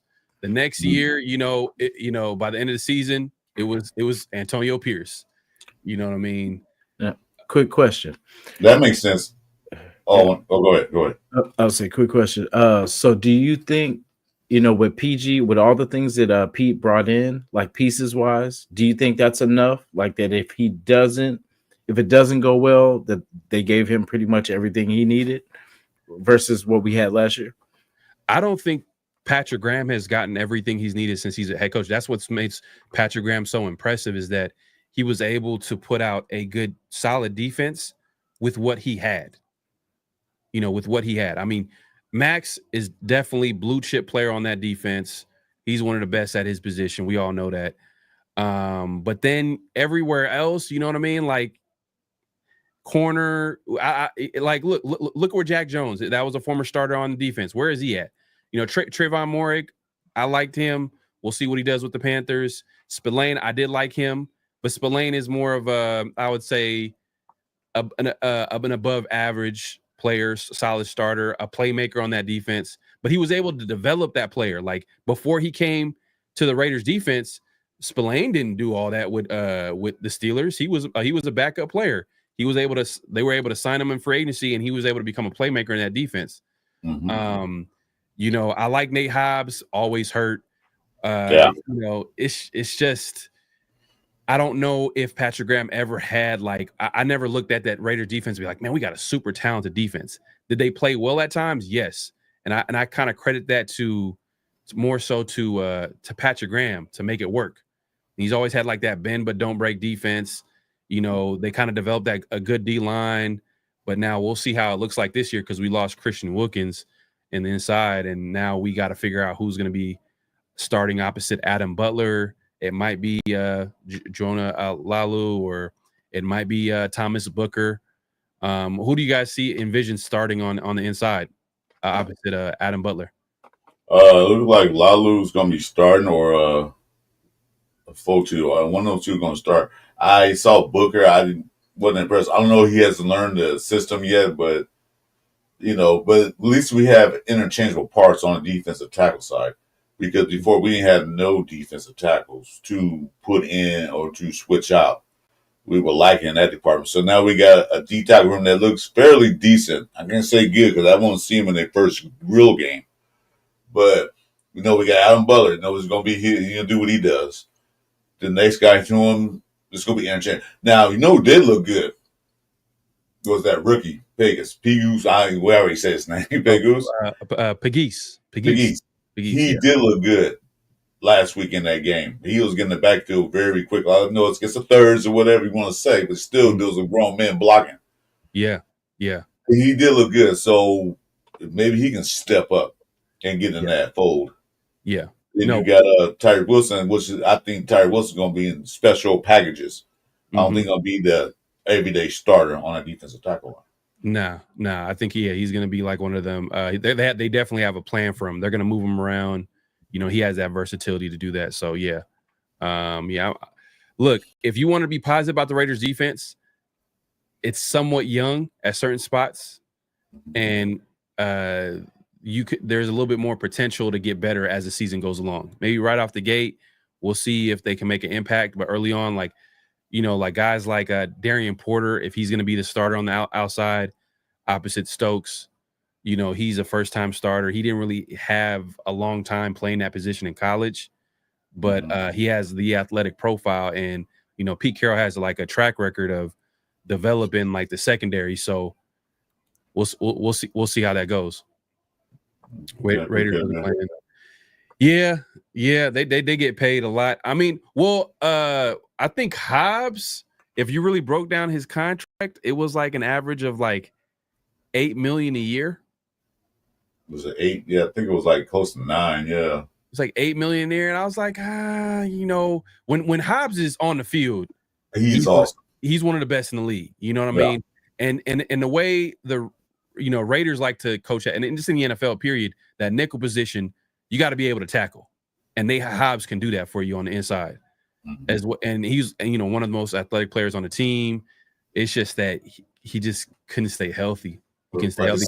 The best ability is availability. Exactly. When you play half a season, like 2 years in a row, is he worth that much money? No, he's not on the field half the time. So I didn't want to see him go, but if he could stay healthy, I'm sure they probably would have kept him. Yeah, no, definitely. And the crazy thing is that he just had surgery to clean up his knee, a meniscus, something with his meniscus clean. They say he's gonna be ready by week 1, but still, it's like, man, again, you know what I mean? Yeah. New team, and he just like under the knife already. Like it's I'm hoping for the best for him. I like Nate Hobbs. I think he was a good player, but it's sometimes like that injury bug can follow you at the end of the day. But let me ask you this: like, what do you think is going to take for the Raiders to win games out the gate? Like, what do you think is going to be the ultimate factor in them winning these games? Is it going to be offense, defense? Forcing turnovers? Like, what do y'all? Because right now, week 1, preseason is done. Then we playing the Patriots week 1. McDaniels is going to be the offensive coordinator for the Patriots, so he's going to want to get his get back. He's going to put up a game plan. He's going to put up a Super Bowl winning game plan. Yeah, exactly. He's going to revenge. If he's petty, he's definitely going to do that. Oh, he is petty. He's going to want revenge. How dare you fire in the middle of the season on Halloween night with my kids? Yeah, I'm kidding. I'm getting this game back. I don't really feel too bad because his contract was guaranteed. He got a 5-year, $60 million contract, so he got paid to go on vacation. So he's good. He's good at the end of the day. Yeah, but it's still, man. You out there trick or treating with your kids, man. You get a phone call, hey, you've been fired. What? Yeah. Still. Like, hey, kids, I don't have a job anymore, but I still get paid. The Patriot kids at the end of the day. Yeah. Yeah, but I think our best thing is we have to definitely run that ball. We have the offensive weapons to combat the Patriots defense. We don't know how they're going to look. They did take 3 or 4 of our players. We definitely have the weapons to beat them. It's a defense that's concerning me. How we going to handle Drake May? How we going to handle their running game, Henderson? What do you say? Diggs on their team. Who's going to cover Diggs? Like Jason said earlier. Those items are concerning. We probably can get some points, but can we stop them from getting points? So definitely got to hold the ball, run the ball, get some good passing on, and get touchdowns, not field goals. Mm-hmm. Yeah. No, facts. I think it's definitely going to be led by the offense for sure. Jason, like, do you think the defense? On defense, do you think it's going to be the secondary to lead the way, or you think it's a defensive line? Like, how you think it's going to? I really think the defensive line for us is going to lead the way. And for us to be successful, it's our running game. Our running game has to be lethal, because that's the only thing that's going to keep that pretty much them off the field. Like I talk about with Drake May, he's kind of a wild card because he can kind of create off, just kind of like, I'm not saying he's like Patrick Mahomes, but as far as like, how dangerous Mahomes is when he just creates his own play.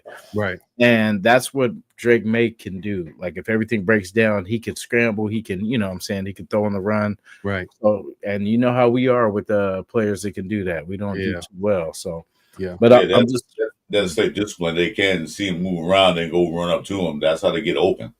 My thing is, I think the linebackers can be a key part of this.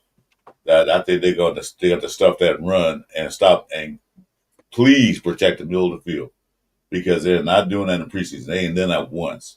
So I think the linebackers, along with the defensive line, that's going to be a key part of the game. Oh yeah, facts. Linebackers, I'm a little concerned, especially in pass coverage. Defensive line, if they can do what they did that first series against the Cardinals, man, I think the defense could be okay.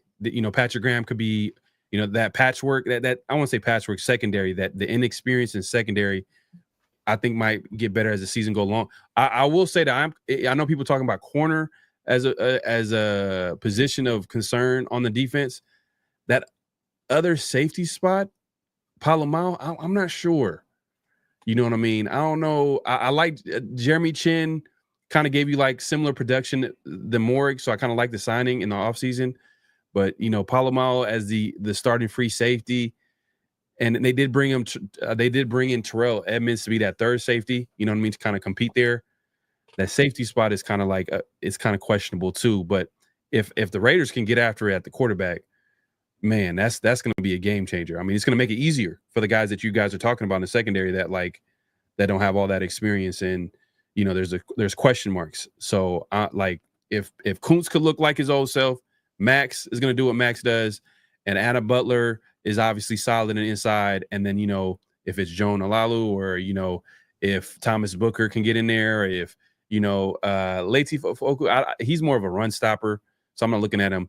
But I'll throw in, I'm gonna throw in Tyree. Tyree is gonna Tyree in obvious passing situation on the inside. He's kind of shown in the preseason that he's kind of getting after it. We'll see if it translates in regular season, because that's a whole different story. But the offense definitely got to lead the way, man. Running the football, scoring points. It's just that's where the talent's at. But like you said, if the defensive line can put a lot of pressure on the quarterback, stop their run, a lot of pressure, stop the run, we don't need an all-star backfield, D-backs. They can just stay disciplined, stay at the receivers. And when you have pressure on quarterback, that's where mistakes happen. That's where quarterback where you're forced to throw or get sacked or fumble the ball or just throw the ball away. So a key on a good defense is that front line. So if they can get to a quarterback, they can make Dre frustrated, then we have a good chance on defense. Yeah, and the D line getting pressure can lead to turnovers. Right. Whether it's fumbles or even interceptions, because the quarterback got to get the ball.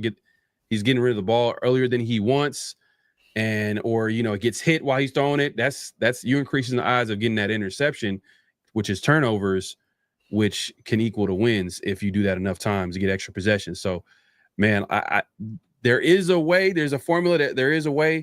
I will say another thing that I forgot to mention earlier, and shout out to someone in chat that they brought it up. That backup QB spot is looking mighty suspect. I'm not gonna lie. Oh yeah, we're gonna get that. I'll be the next thing we're gonna talk about. I'll wait there. Yeah, go ahead. Yeah, lead the way. Yeah, I was, Aiden O'Connell didn't look like nothing I want to keep as number 2 quarterback.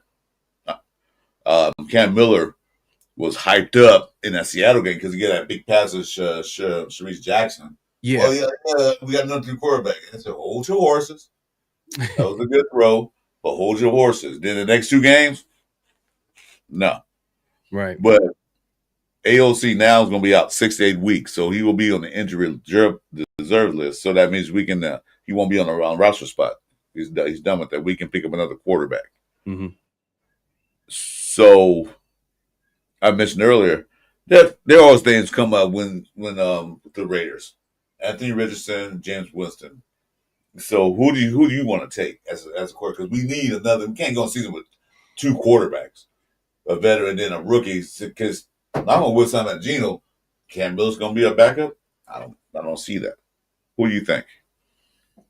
I like Jameis Winston as a guy to add to that locker room because he's just hilarious. Like you could tell, like he's a good guy to have in the locker. Like everywhere he goes, like his teammates love him.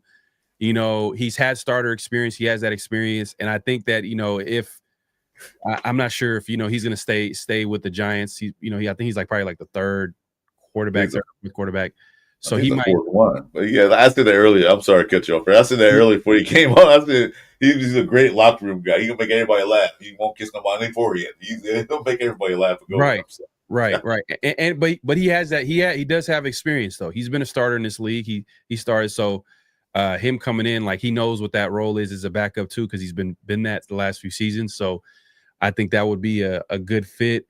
I've heard some people mention DTR, guy from UCLA that was coached by Chip Kelly. Oh yeah. He's like the fourth quarterback with the Eagles. I think even that's a possibility as well. I personally, if Anthony Richardson could be had with a later round pick, you know what I mean? Like, I would, for me, like maybe a 6th, 5th round, like nothing too crazy. I wouldn't mind that. You add some talent to that room. And I know people are like, oh, well, he's struggling. He couldn't beat out Daniel Jones. There's a lot of factors that's going on with you got coaches that are on a hot seat, and you got a young quarterback that needs developing, and what happened was these guys drafted this guy, but they don't have no patience to develop him, which a lot of people called out. There are people called out like, hey, when you draft a guy that high who needs time to develop, the chances of that coaching staff being patient enough, because at the end of the day, they're going to be judged by one thing only: wins. And yeah, and that's exactly what I said earlier before he came. That's the same thing. I said a 5th round pick. If they want to get a 5th round pick, I'll take him. He's not going to be the starting quarterback. He's only a backup. He can now sit behind Geno Smith and learn how to throw the ball. They have what's the guy, the quarterback coordinator? He used to be the offensive coordinator. I forgot his name. Olsen. He can teach him how to throw the ball. One thing he is athletic. And what do Chip Kelly like? Athletic quarterbacks. And Pete Carroll. Pete Carroll was a big fan of Anthony Richardson when he was part of that draft process with the Seattle when he was with the Seattle Seahawks. He was a big fan. He made it no secret. After the draft, there was a quote I think we played that I was reading out last week, and literally was saying that like they flew out to talk to him. They were definitely interested in him, so there is interest there. And Pete Carroll, like you said, athletes, that's what Pete Carroll wants on his football team. He loves athletes at every position. You know what I mean? There's a big reason why he's a big fan of Zamir White. He's an athlete. Like he's big, strong, fast. Like he's not going to want to get rid of those types of guys. He wants to keep them, and I think that's if we can possibly get Anthony Richardson and it's a later round pick, I do not mind it. I don't mind low risk, high reward moves. I don't understand why people are tripping off low risk, high reward moves. The worst that's going to happen, it doesn't work out. You just, cut him. Yeah, like look, like if a 6th round, if we traded for with a 6th round pick, I don't mind that. And in quarterback position is way too important, meaning that like you have to invest resources into upgrading talent. Like, and we need talent. Like, we talked about Geno being a bridge starter, but if Anthony Richardson can sit down and develop kind of how Geno sat down and in Seattle and was the backup to Russell Wilson, and then he became the starter, and then everybody's talking about Russell Wilson. I mean, Geno Smith, career revival. He doesn't look like the same quarterback like he was with the Jets. Like, what a great story. He came back. You know what I mean? They wrote him off. He didn't write back. You know what I mean? All these stuff that everybody's talking about with Geno Smith was because Pete Carroll was there to instill confidence, develop him, and he was successful in doing that. And if we're able to add some talent, I'm all for it. Low risk, high reward move. It doesn't mean that the Raiders are not going to draft a quarterback. It's just that the nature of the position, you always got to add room to. You always got to add talent to that quarterback room. You always got to add talent to that offensive line room. You know what I mean? Like you gotta like. I have no problem with that. Now, if the Colts are asking for like a 1st round pick, a 2nd round pick, then I'm gonna be like, all right, you know what, you guys doing too much. And he has an injury issue thing in the past, and plus, like Jason said, he tapped out one game. I don't know why he did that. He was tired. I don't know what the real reason behind that. Nobody really does but him. Yeah. But one thing is, he's young. Like Raider Pharoah says, he's young. He's still on a rookie deal, so it won't cost us an arm and a leg. If we do pick him up and take over his contract, and we call to renegotiate with him. Plus, like I said, we're not going to bring him in as a starter. We're going to bring him as a backup. Yeah, he's already a vet. He's been in the league for a couple of years, so he's not like a Cam Miller. So he already knows the system, how the system works. Right.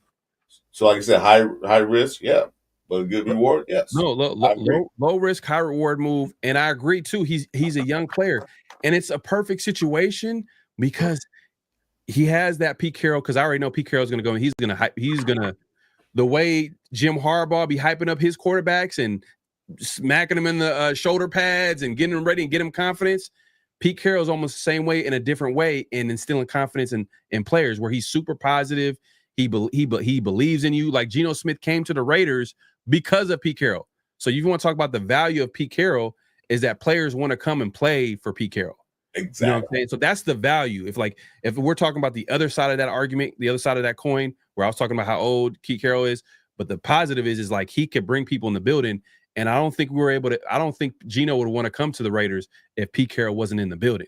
Now, that being said, I don't think Chip Kelly would have been here if Pete Carroll wasn't here. I don't think Geno Smith would have been here if Pete Carroll wasn't there. A lot of these guys would not be here by their own free will if Pete Carroll wasn't here. He brought, like I was saying earlier, he brings in that talent. He brings in guys who want. You got some players right now. What's that guy from Washington? McLaurin. I want to be a Raider. Okay, well, all of a sudden now, but not last year. I mean, like these players now, they're saying like, I want to play for the Raiders. Now you're saying that because of who we have in the building. Metcalf. You know, I was listening to a podcast interview with Pete Carroll and Beast Mode, Marshawn Lynch, and his co-host.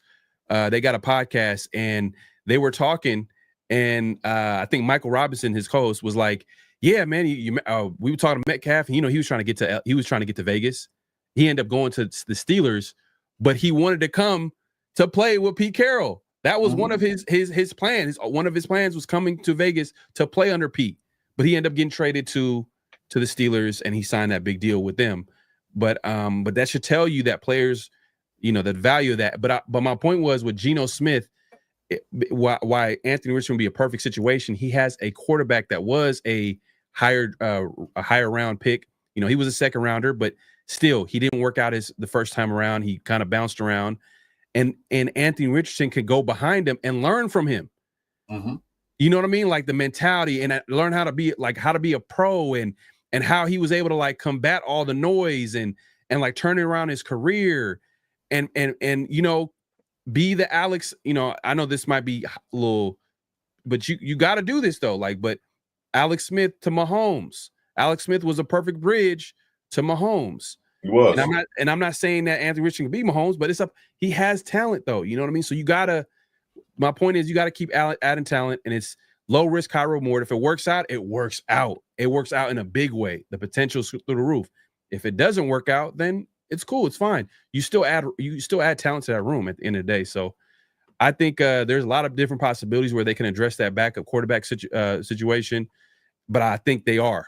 That's without a doubt. Now it's like they balling for him right now because they know ALC is out for 6-8 weeks, and they gotta go in the season with at least 3 quarterbacks. Can't go in there with 2, especially one's a rookie. Yeah. So I'm sure they're on the phone right now talking. They're looking at the waiver wire. If Anthony Richardson want to be traded to the Raiders, like he said, I would call the coach and say, "What do you want?" They said, "Me a 3rd round pick." Nope, let's move down some more. I tell you what, the highest I would give for Anthony Richardson would be a 4th round. That's the bare. That's it. Nothing higher than a 4th. Well, that's still too much. That's still too much. I would set the 5th. That's funny. They want to. That's funny that you say that because that's exactly what Trey Lance was traded for to the Cowboys from the 49ers. And Trey Lance, you guys remember, was like a former 5th overall pick. Remember the 49ers traded up to draft Trey Lance. It didn't work out. He's a bust with the 49ers. He ended up getting traded to the Cowboys for a 4th round pick. So if you want to, I think at max, I agree that it will only be a 4th. Yeah, I will go that high, but we'll see how it falls. Yeah. But like I said, ALC don't fit Chip Kelly's style of offense. Even Pete Carroll said that when ALC is in the game, it slows down. I don't think AOC fits like today's quarterback. Like if we're being real, like we're being honest, like I don't think he fits that. When he got drafted, I was not the biggest fan. I'm like, what are we doing? The Raiders, and this is me being a Raider fan, PTSD Raider fan.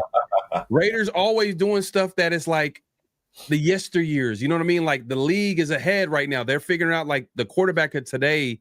I'm not saying is all run at quarterback, but they give you that dual threat. They can buy some time in the pocket, and then obviously they can win within the pocket. That's today's quarterback. I don't understand why they drafted AOC in the 4th round. I'm going to give one reason why. Because this is my speculation. I don't know if it's true or not, but this is what I think. Okay. When McDaniels came over to the Raiders, Yep. he assumed that Brady was going to be his quarterback. He said, "Oh, Brady's going to be the quarterback of the Raiders." No, Brady said he's going to the Raiders to be the owner, not the quarterback. So what he do? He going to draft Brady-esque type of quarterback. Figure that he can work with them like he did with Brady. You know what I'm saying? Because Brady is not a runner. Brady don't scramble around. He don't run a pocket. He don't scramble for 50. You don't get 200 yards passing and 50 yards rushing. No. So he thought AOC would be that Brady as quarterback because Brady, who was AOC's favorite quarterback? Tom Brady. He plays like him. So that's what I'm thinking. That's why they probably picked him. Yeah. And the thing is, I know people like to bring. I know you brought up Tom Brady, and I just like this is just to give a more understanding on this is that like people say Tom Brady and the Peyton Manning and these guys that were pure pocket passers, but the thing is that it's a different league. The position is developed completely different nowadays, and in order for you to get to that spot, like the offenses that you have to be in and the patience that these coaching staff have to have. Like some of these guys, they were backups before they got onto the football field. So they had to really like know their stuff before they got. Now it's like they're coming into the league like, and the other side to that is like if you're coming in right off the gate, they're starting. There's gonna be a level of like, all right, understanding from the offensive coordinator, like, all right, we can't run the offense like this. We got to be able to like,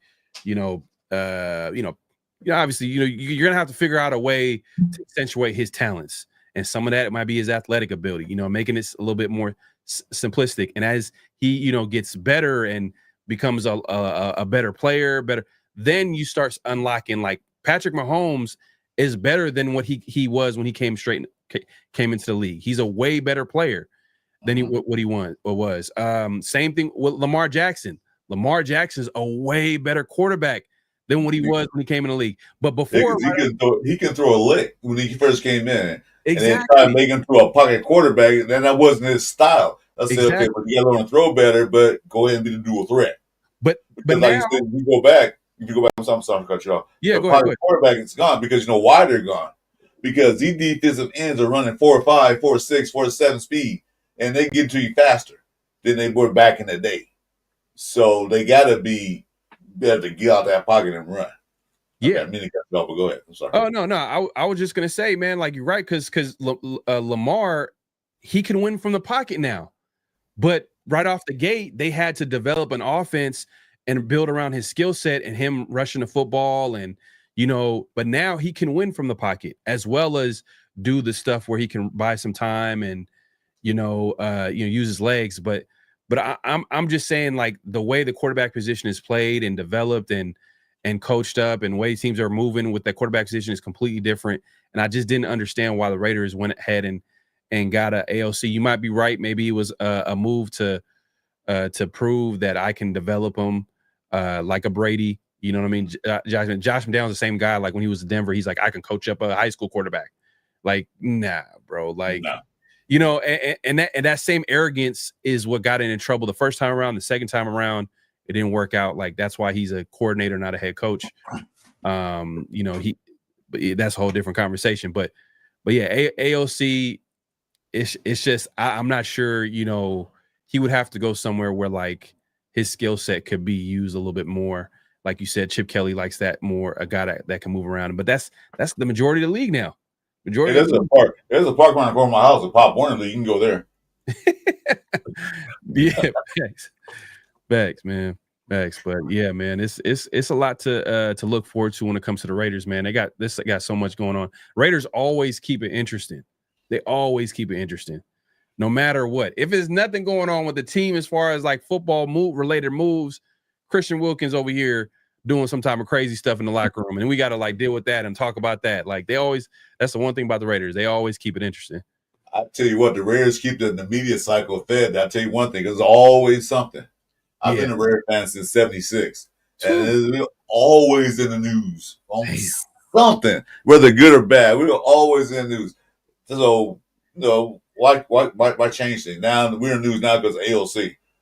It was Wilkins, now it's AOC. That's gonna be big news. He broke his wrist out 6-8 weeks. Oh well, there it is. You know, it was funny when people were talking about trading AOC, and then now that he's gone, everyone's like, "Oh shit, now we need it." I'm like, that's the thing. Like, you don't know what you got till it's gone.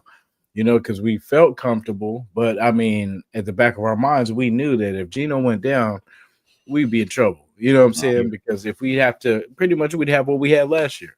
You know what I'm saying? So, yeah. Well, I would trust Richardson coming in and Geno Smith go down. Because at least one thing he can do, he can run RPOs like it's out of his mind.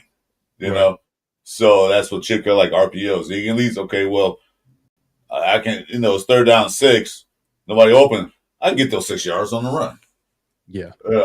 Yeah. But the only thing I'm scared of is his health injury. But other than that, they probably, they use him. Yeah. I mean, and don't get me wrong. I'm not saying that Anthony Richardson is a perfect player. You know what I mean? I'm not saying all that. I'm just, betting on his potential, and it's just more of like a strategic move. Like, you get a young player that's talented on a cheap deal. You see what happens. You see if you can coach him up. You see if it works out here. Just because it didn't work out there doesn't mean that it's not going to work out here. Look at Geno Smith. Just because it didn't work out with the Jets doesn't mean that it's going to work out. That it didn't work out with the Seahawks. And if you're a Raider fan, just because it didn't work out for Rich Gannon and other places before he got to the Raiders, because he was considered a journeyman quarterback before he got to Oakland, it worked out. And you know what I mean. And then there's so many other examples where players go somewhere else. They get drafted somewhere else. It didn't work out there.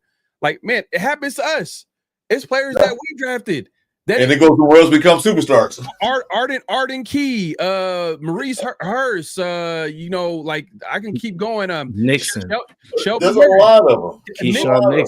Keyshawn Nixon, you know what I mean? Becomes like the best returner in the NFL, you know what I mean? Or one of the best, So it's like, man, it happens all the time, So that's why the smart teams, they will make educated gambles, calculated risks, when it comes to adding players to the roster. So, well, yeah, sometimes players need a change of scenery because maybe the vibe's not there. Maybe, and the system also matters too, because some teams play a different system than other teams will have another system that doesn't work with them. So sometimes players go, hey, this is a little more your style of playing. If they get there and they just ball out like, oh, wait a minute. With us, he sucked for 2 years. Now with them, he's all pro. Yeah. How did that happen? It's the same guy, but what happened? Different system, different style of coaching. Yeah. Yeah. And the thing is, too, it's crazy because people think that I'm automatically saying when I say get Anthony Richardson, they're automatically like, I want him on a full field. Like, I want him to start over Geno. No, what I want to happen, I want him to sit on the bench and I want him to learn from a Geno Smith. I want him to get coached up from a Chip Kelly and a Pete Carroll. You got to add Pete Carroll to that equation because, he's also a great coach. He's a great coach. So you got to add him to that equation. That's what I want to happen. I want him to sit down, develop, and if he turns it to something, he does. If he doesn't, then it's all good. We're still going to be adding talent. I'm not saying the Raiders shouldn't draft a quarterback because we have Anthony Richardson. Nah, I'm not saying that. I'm not saying that. I agree with you. We just draft a quarterback almost every other year until we get the right one. Man, we don't. Like exactly. Yeah. Bring him there, sit behind Geno. Come on. Because Geno, because Anthony Richardson was thrown out to the fire the first day. He had a chance to develop. He didn't sit by anybody. So sitting by Geno could, help him learn things and show him the ropes and this and that, what to do in certain situations. Mahomes wasn't a starter. Mahomes, sadly said, behind Alex Smith. Then he became a starter a year or two later. I forgot how long it took. So Tom Brady wasn't a starter. Breeze got hurt. Then he became the starter. So a lot of different scenarios that can happen. I just want him in there just to go, okay, sit behind Geno. You're our number 2 quarterback. If we need to put you in there, we can. And they might put him in games like we're blowing some team out that they can know we can come back and win. All right, Richardson, go out there and do your thing. See what you got. Yeah. Things of that scenario. They said behind and Chip Kelly, when he does the RPO, Richardson feels really good. I'm not mad if they trade, like you said, no more than 4th round. I wouldn't be mad. Yeah. I don't, the other I will say this though, I'm not sure if the likelihood of him getting traded. I did see his agent last week kind of, take a shot at the organization saying that, you know, he did everything that was asked of him, and these guys basically came by, you know, they pretty much are lying. They lie. Like there's so much other stuff behind the scenes that you guys don't know about. And so if his agent is saying this, he's kind of like starting the process of like, all right, it's time to move on, you know. So that's, but you know, the likelihood of them doing that, I'm not sure. I think right now, like the coaching staff with the Colts, they're on the hot seat. You know, the GM's been there for 9 years. They haven't won the division, and the AFC South is not really like, it hasn't been good. Outside of, you know, the Texans kind of coming out the last couple of years, and you know, led by CJ Stroud. But the fact is, like, they had a rookie quarterback and they went ahead and like won the division like that, or were at least up there with the division winner. That should tell you everything you need to know. There's that AFC South has not been good for a while, and the Colts haven't gone to the playoffs, or at least won the division, I should say. And then you got the head coach who hasn't won a lot of games. The only, and I seen someone make a comparison. Well, how about the 49ers when they drafted Trey Lance? They're still with the team, even though they traded up for that quarterback. They didn't develop him. He's a bust. They're still with the team. The 49ers have been going to the Super Bowl every other year. They've been going deep into the playoffs. That is the ultimate, like, you know, card, you know, that you put on the, you know, that's the ultimate thing that you can do in order to combat bad decisions is win.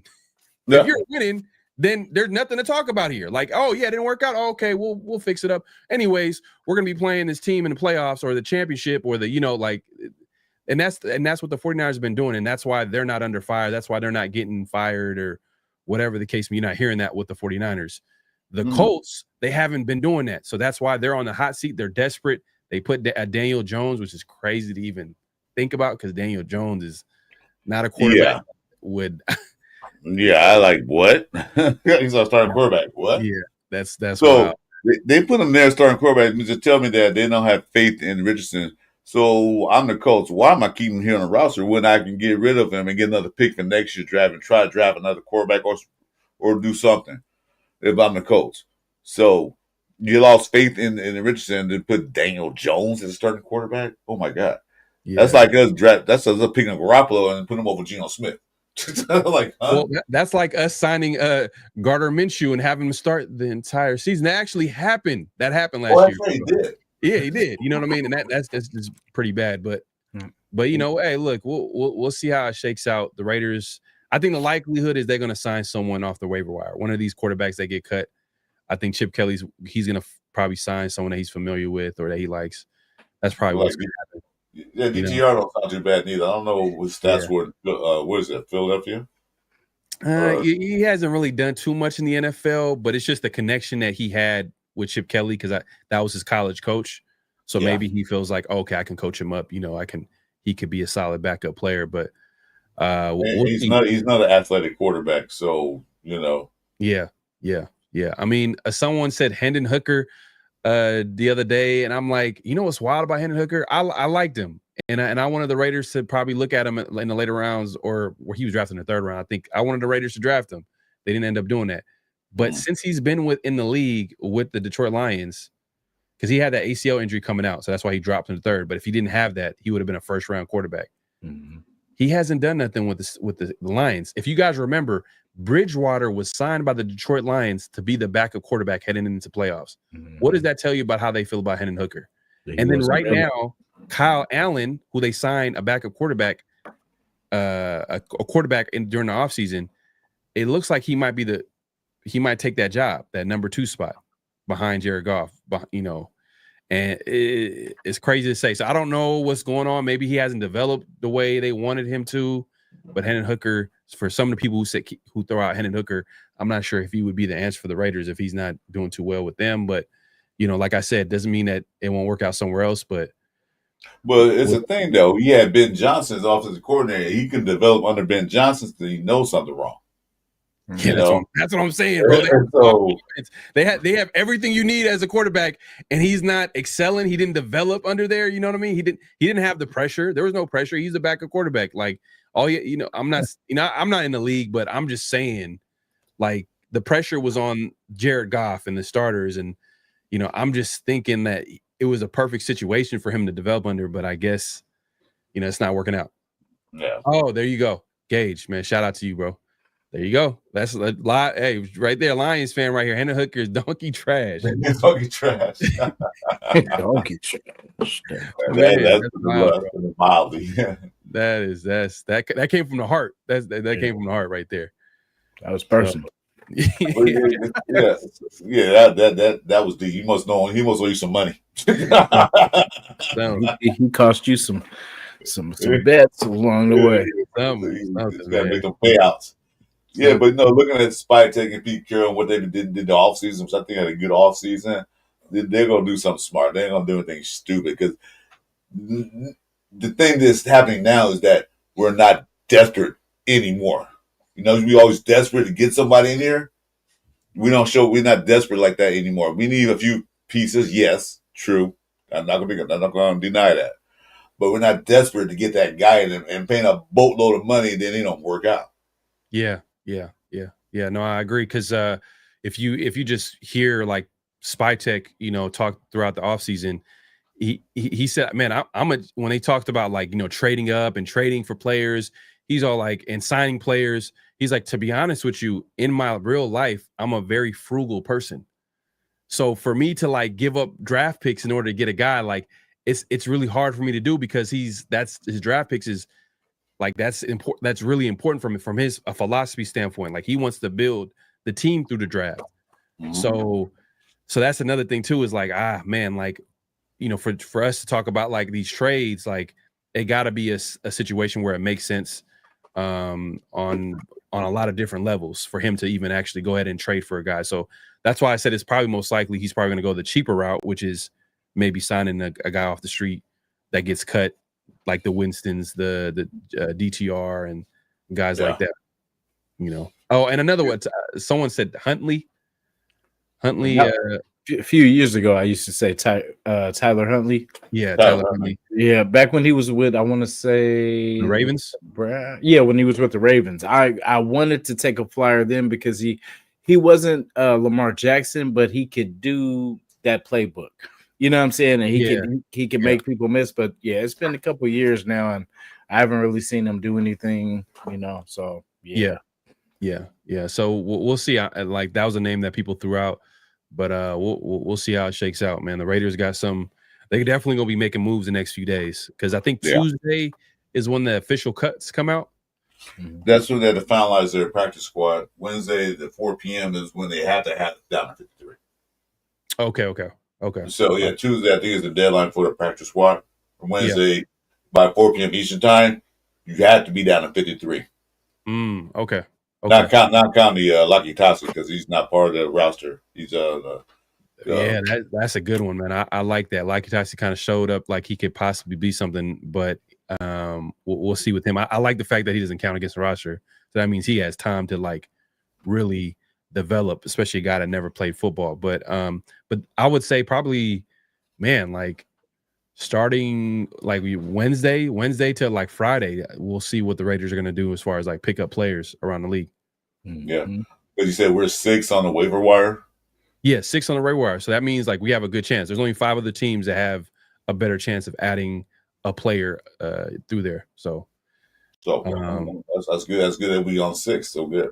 Yeah. So actually, AP does a favor last year. Really, for this shit. 4-13, man. 4-13 for sure, man. We gave him 2-15, but he decided to win the last 2 games. Like, dude, come on. I blame Mark Davis because he made the impression like if you finish strong, you could stay on as the head coach. But like, imagine if he didn't say that to him. When 2-15, and we would have like number 1 pick, and Cam Ward would be the starting quarterback for the Raiders, which would have been cool, But but you don't trust a shrewd businessman because they'll say one thing means something else. So yeah. Did he guarantee you got that job? No, he didn't guarantee nothing.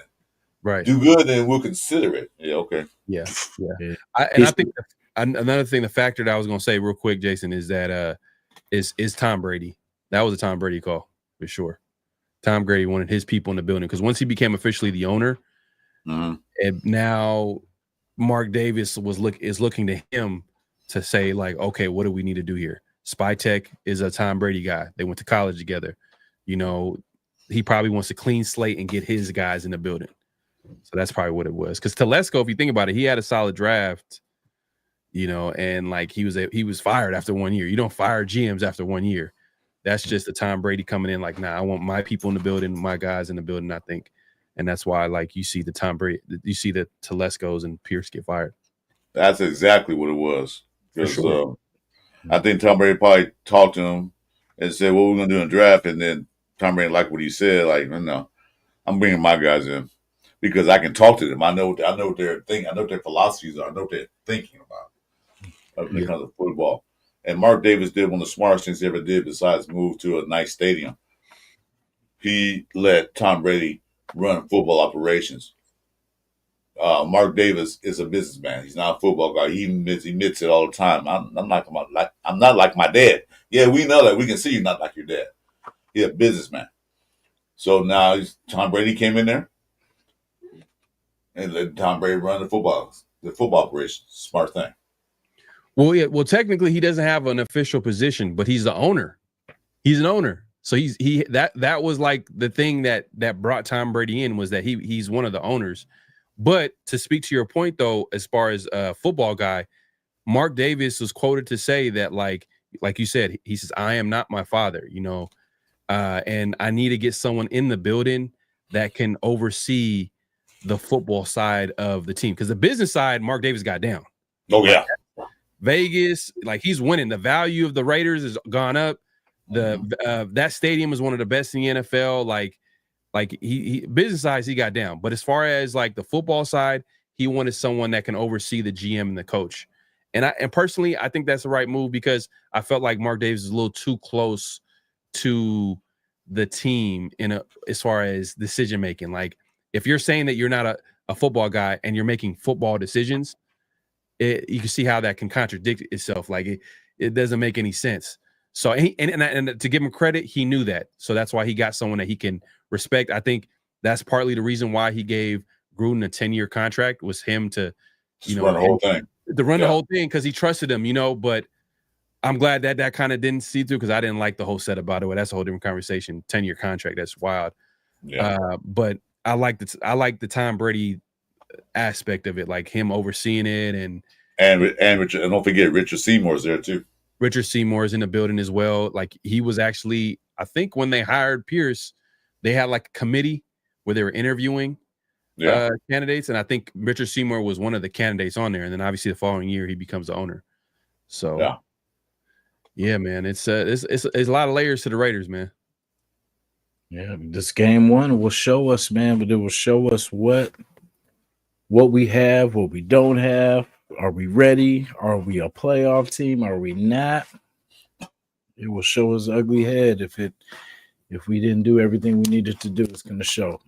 Well, I want to see a team compete out there. I want to see the team, like, because for last year we did good in the first half, but then second half we just stopped playing football. I want to see compete through the whole game, because I don't think AP knew how to change things around. That make adjustments. He said, well, it worked for us in the first half. Let's try the second half. Well, the other team's making adjustments. You got to do it too. Yeah. So I think we got a coach that can make adjustments. We can change things that we didn't do well in the first half. So we have that now.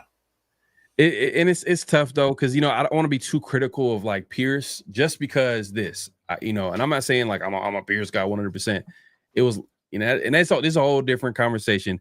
I just feel like if you hire someone that's inexperienced, then you have to have patience. Yeah. If you draft a guy that is raw potential, then you got to have patience to have that develop. So you shouldn't draft that guy, or you shouldn't hire that guy if you don't have the patience, in my opinion. But with Pierce, it's tough. It's tough to like really judge coaches too, as well as like when you don't have a quarterback, it is tough, bro. Well, when you can't make the final decisions on what quarterbacks you're going to start, you don't need that job. Because I don't care if GM say, well, we bought a Minchie for this much money, he has to start. No, quarterbacks, the coaches say, no, I don't care how much you're paying him. He's not going to win games for us. I'm putting this guy in.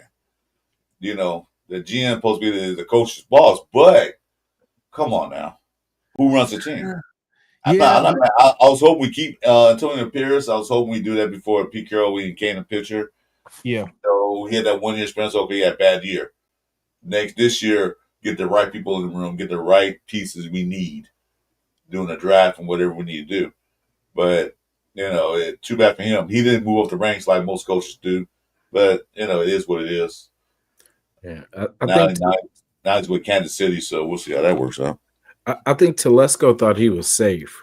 I thought Telesco thought pretty much that no matter what was going on with him and Pierce, he figured his position would be secure, and that Pierce would show his inexperience, and then he would be gone. But actually, it cost both of cost really both of them. Like, even though I agree with you when you said earlier, the coaches, we had a coach, they fired him 1 year. Bam, the next one after another year, whatever, some change. And so we haven't been stable at these positions, man. Like, and the one thing that they didn't do last year was get us a decent quarterback. That was the, a young quarterback or a veteran that was worth it, worth a dang. So that's what this pretty much, when Pete came, first thing they solved, quarterback position, at least for the next couple years. And I believe in my heart of hearts that before their tenure is done, we will have a young quarterback in place, or a future quarterback in place. That by the time Pete's out of here, that will be set. This defense will be set. A lot of the things will be set by year 3. And I feel like this will be the closest we'll get to drafting high in this tenure. Because I expect us to literally get better and become a playoff team. So, of course, later pick.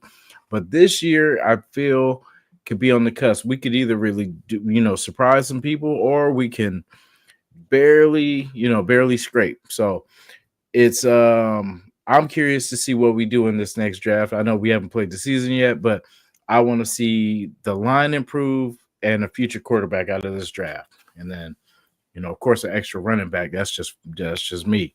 But, yeah. Well, yeah. Now you're right, man. Like, I think this year, I'm not really. My expectations is really not playoffs. To be honest with you, like, I'm not seeing just from a standpoint of like the talent, the depth, and then the competition. The competition, like, everyone else got better, and they all are deeper. Like, if you look at like the people in our division, like the Broncos got one of the best defense in the NFL.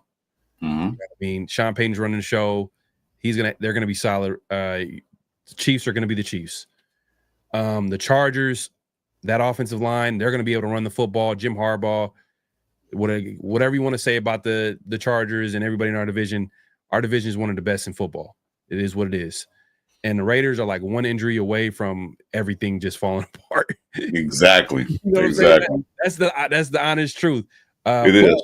But if they can develop some of these players on this team, these young players, and then get better as the season goes along, and then they can build off that with another good offseason, come next year, 2026, which I've been saying a lot, that could be the season where I feel like the playoffs make sense, makes more sense based off like a good offseason, and this season the young players getting better and building off that. But yeah, man, it like I like that you're looking at it from that aspect. As far as like, it seems like the Raiders have a plan on how they want to get better. It's just more about execution.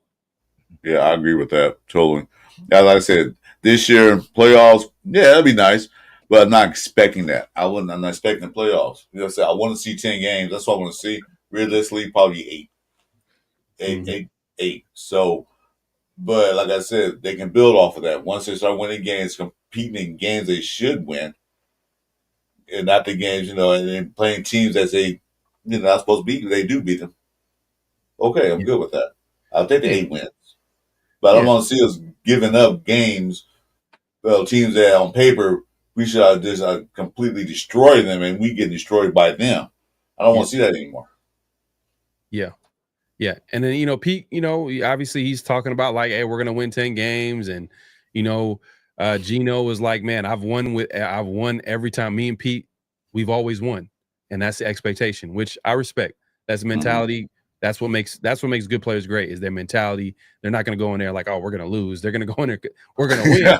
You know what I'm saying? So at the end of the day, we'll see how it shakes out. If the Raiders, I'll be like I've said this before. I'll be happily wrong. If the Raiders go to playoffs, I'll be like, oh my God, I was wrong. And I'm gonna enjoy a Raider playoff game, man. There's nothing like watching your team play in the playoffs. That level of competition and just the game itself is just way more fun to watch because the playoffs is a whole different level of competition. Like it's a whole different monster. Man, it's a beast. It's And definitely that's one thing to be wrong at. That's a good thing. I was wrong. They made the playoffs. Yeah, okay, I'm wrong. I'll admit it. But I'm happy they're in the playoffs. Exactly, for sure. Yeah, man. All right. Yes. So we have here 2 hours, man. So what you got coming up, Pharoah? Yeah, man. I like I said earlier, man. I do a couple of shows out the week. With my guy Severe Raider. This Tuesday, the 50-50 show every Tuesday evening nights. So make sure to tune in for that. And then Around the Shield is the show I do with Severe as well. And we bring in guests. Last week we didn't have a guest, but we're aiming to have a guest on there. And hopefully we can have you guys on there as well, and have a guest every week. And we got some plans for that as well. So we want to make sure that we make it interesting. But it's going to be a lot of fun, man. The Raider season is around the corner, man. It's going to be a lot to talk about. But yeah, and obviously I drop content as well. Shorts, videos. I'm trying to keep up with all that good stuff. All the time. Yeah, definitely check that out. Do anybody in the room have a Pharoah's link, or you want to put your link in the chat right quick, bro? Oh yeah, no problem. Let me go ahead and do that right now. Let's see. Yeah, great show too with you, Chris, and Severe, man. Definitely looking forward to the next one, and appreciate you being, coming to the show too. Definitely been a long time coming for sure. Yeah, Severe is like 8 feet tall, man. Damn it, we met him in Bakersfield. Oh, that's dope. That's dope, man. I was trying to make it out there. I just had a lot of going on and stuff like that. But he told me it was like a good show out. It was good to meet a lot of people. That's cool. That's good. You guys going to any games this season? I'm gonna try to get to one. My best friend's brother-in-law has season tickets, so he's trying to ask what game we'll go to. I said I don't care anyone. No matter who. I don't care who we play. I just want to go out there and see Allegiant Stadium. I haven't saw it yet, but not this year. Definitely next year. I'm going to some games. Definitely next year. Yeah, we got the baby coming up in September, so I think I have to be a responsible parent, and I'm saying congratulations, man. Yeah, thank you, bro. Appreciate that. Is it a boy or girl? It's gonna be a girl. Yeah, girl. Okay. All right. Yes, All right.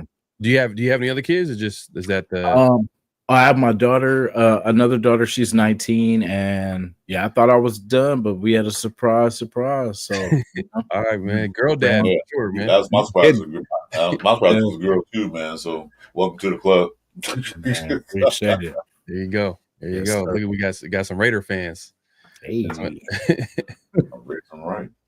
There you go, man. But I appreciate you guys having me on, man. Great show, great conversation. Definitely. You guys do this every Sunday mornings? Yep, Sunday morning. Usually 10 a.m., but we'll be a little earlier when the season starts, just to give a little pregame. But you're always welcome anytime. Definitely. Man, appreciate it, man. Appreciate it. Thank you. For sure, all day. All right. right. And salute to everybody in the chat as well. Everybody watching the show, man. Appreciate y'all watching and joining in on the conversation as well too. So everybody in the chat, have a good Sunday morning, Sunday afternoon, wherever you are. Pharoah, it's been a pleasure. Like I said, I watch the show all the time. You and Severe. Man, appreciate it. Sometimes I don't get in the chat because I be in the house. I don't have a computer, but I always watch the show. I think I'm a member of you. I don't know if I'm a member of yours or not, but yeah. Great show. No, I haven't add memberships to the channel. That's something I'm probably gonna do in the future, but I just haven't set it up or whatever. But I appreciate the support. I appreciate you guys watching. Man, Raider Nation ain't nothing like Raider Nation, man. The fans, the way they support the team, the conversations, the difference in opinions is wild. Like, you know what I mean? And it's good that we can have these conversations. And I it's funny. Like before I went into YouTube, I was thinking like, man, I don't want to say everybody agreed with me, but I thought all Raider fans, we saw eye to eye on certain things, but we don't. We actually don't. from the Derek Carrs, from the reason why we're losing, and with this guy and this, that, and the third, So it's interesting that to hear other people's side and opinions on things. And what's so wild about it is that we haven't been good for a long time, but yet we still support our team. A lot of the teams can't say that. Man. When they start losing, like, oh, this team suck, I ain't watching them no more. Oh, we watch win, lose, or tie. We're gonna watch our race till we die because that's what we are. That's what's crazy when the Raiders start winning, that it's gonna go to a whole different level. Like it's gonna the brand that because that's what Las Vegas needs, to be honest with you. Like they need more than anything. Like we're fans because we've seen a team and obviously in the Bay Area and then it's LA and that those parts of the California, but like Las Vegas, they've never seen a winning team. So that's another thing too as well. Is like they gotta win for that. Especially link in the chat, so everybody not subscribed to Pharoah, go watch this show. Awesome shows. You have great takes. Man, I watch them all the time. So. Thank you, appreciate it. And also subscribe to us, me and Jason too. There you go. Subscribe to all of us. Come on now, like that's I mean, cool. That's too. First and foremost, like that's a given right there. Man, appreciate you, man. Yeah. Appreciate it. And on to New England. Like Belichick would always say, on to the next, man. We on to New England. Got our sights set. We locked in. Okay, right before we sign off, Pharoah, I'm asking this question. I asked Jason too, but the whole season, all the games we played, what's the one game that scares you? Not count the AFC West teams. I don't count them. Like every other team. What game that scares you that we will lose that game? Good, like the toughest game outside of the divisional games. Not toughest, but what games that we should win, but we don't. There's gonna be one in there. Oh, we should, because that's different. What game scares me, or what game that we should win but we don't? Yeah, there we go. Rephrase that. Yeah. Okay, so what game we should win but we don't? Right. Man, that's should win. Let's see. I'm looking at like the East Coast games. Because East Coast has not been friendly to the Raiders. I feel like that Browns game, depending if it's no, that's going to be in Vegas. That's going to be in Vegas. I think the Giants.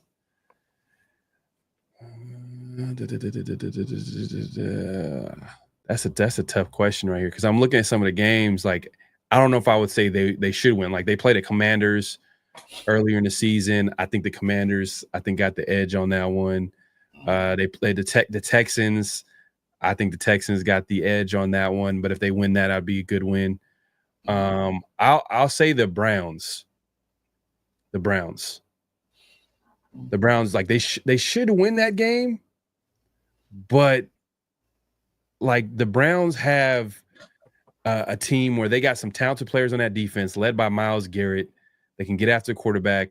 They can force some turnovers. They can run. They got a pair of running backs that I really like in Judkins, which is the running back mate of Henderson at Ohio State. Mm-hmm. And then they got another guy from Tennessee who was pretty good as well. So they doubled up in the draft at running back. So but they can Judkins might not be there because he got to go to that court case. So they dropped it. They did? Okay. Yeah, they dropped it. So now but the NFL, they're gonna have their own investigations. But as far as like legally, they dropped that. So we'll see how that goes. But I would say the Browns. The Browns as a game that they should win, but I could see them losing too, just because that defensive line led by Myles Garrett, and they drafted a guy from Michigan State, one of the best defensive tackles. I'm trying to remember his name. Mason Graham. And then you got a pair of, Myles Garrett in that defensive line.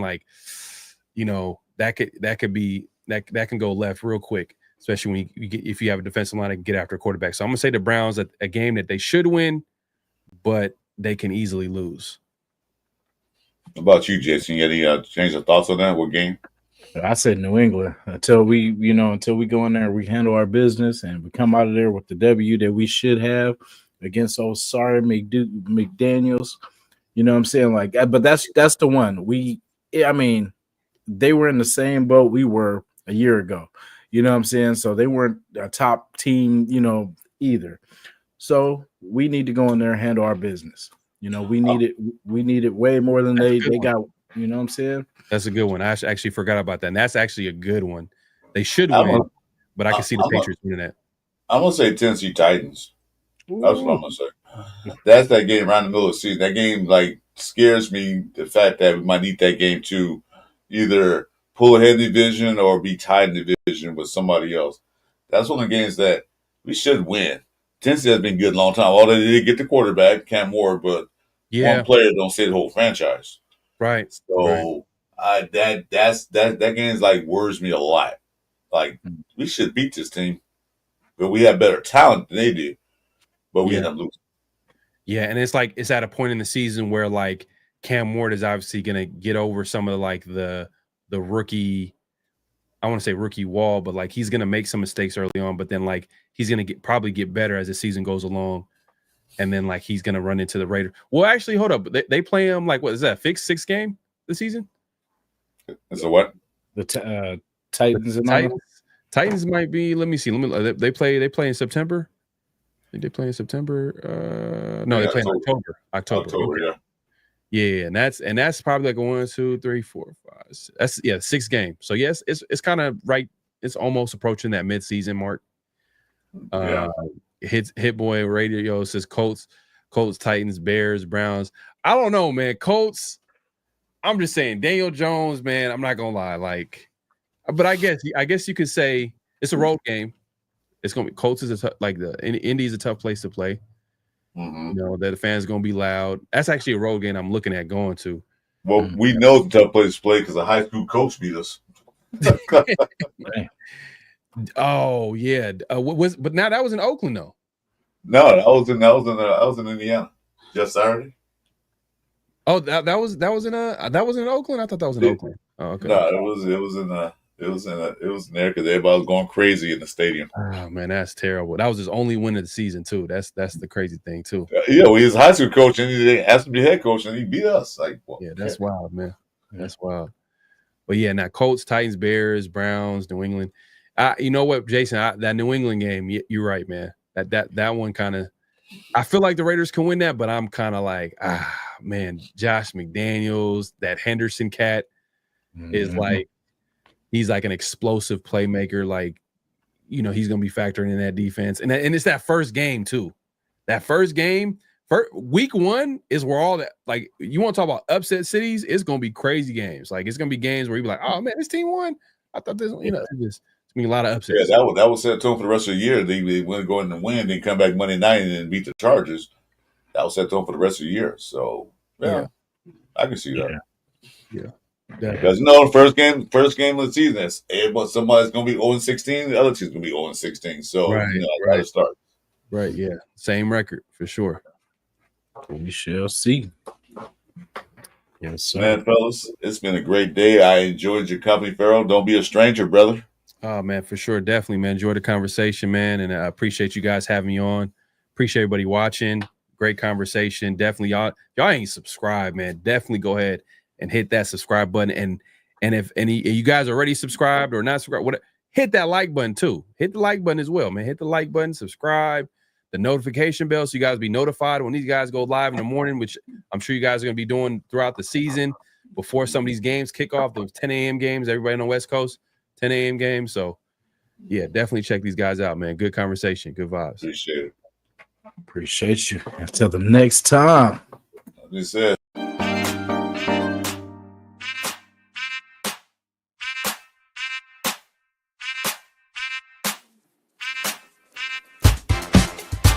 It's the Sunday Morning Pillaging Show. Chris for Raiders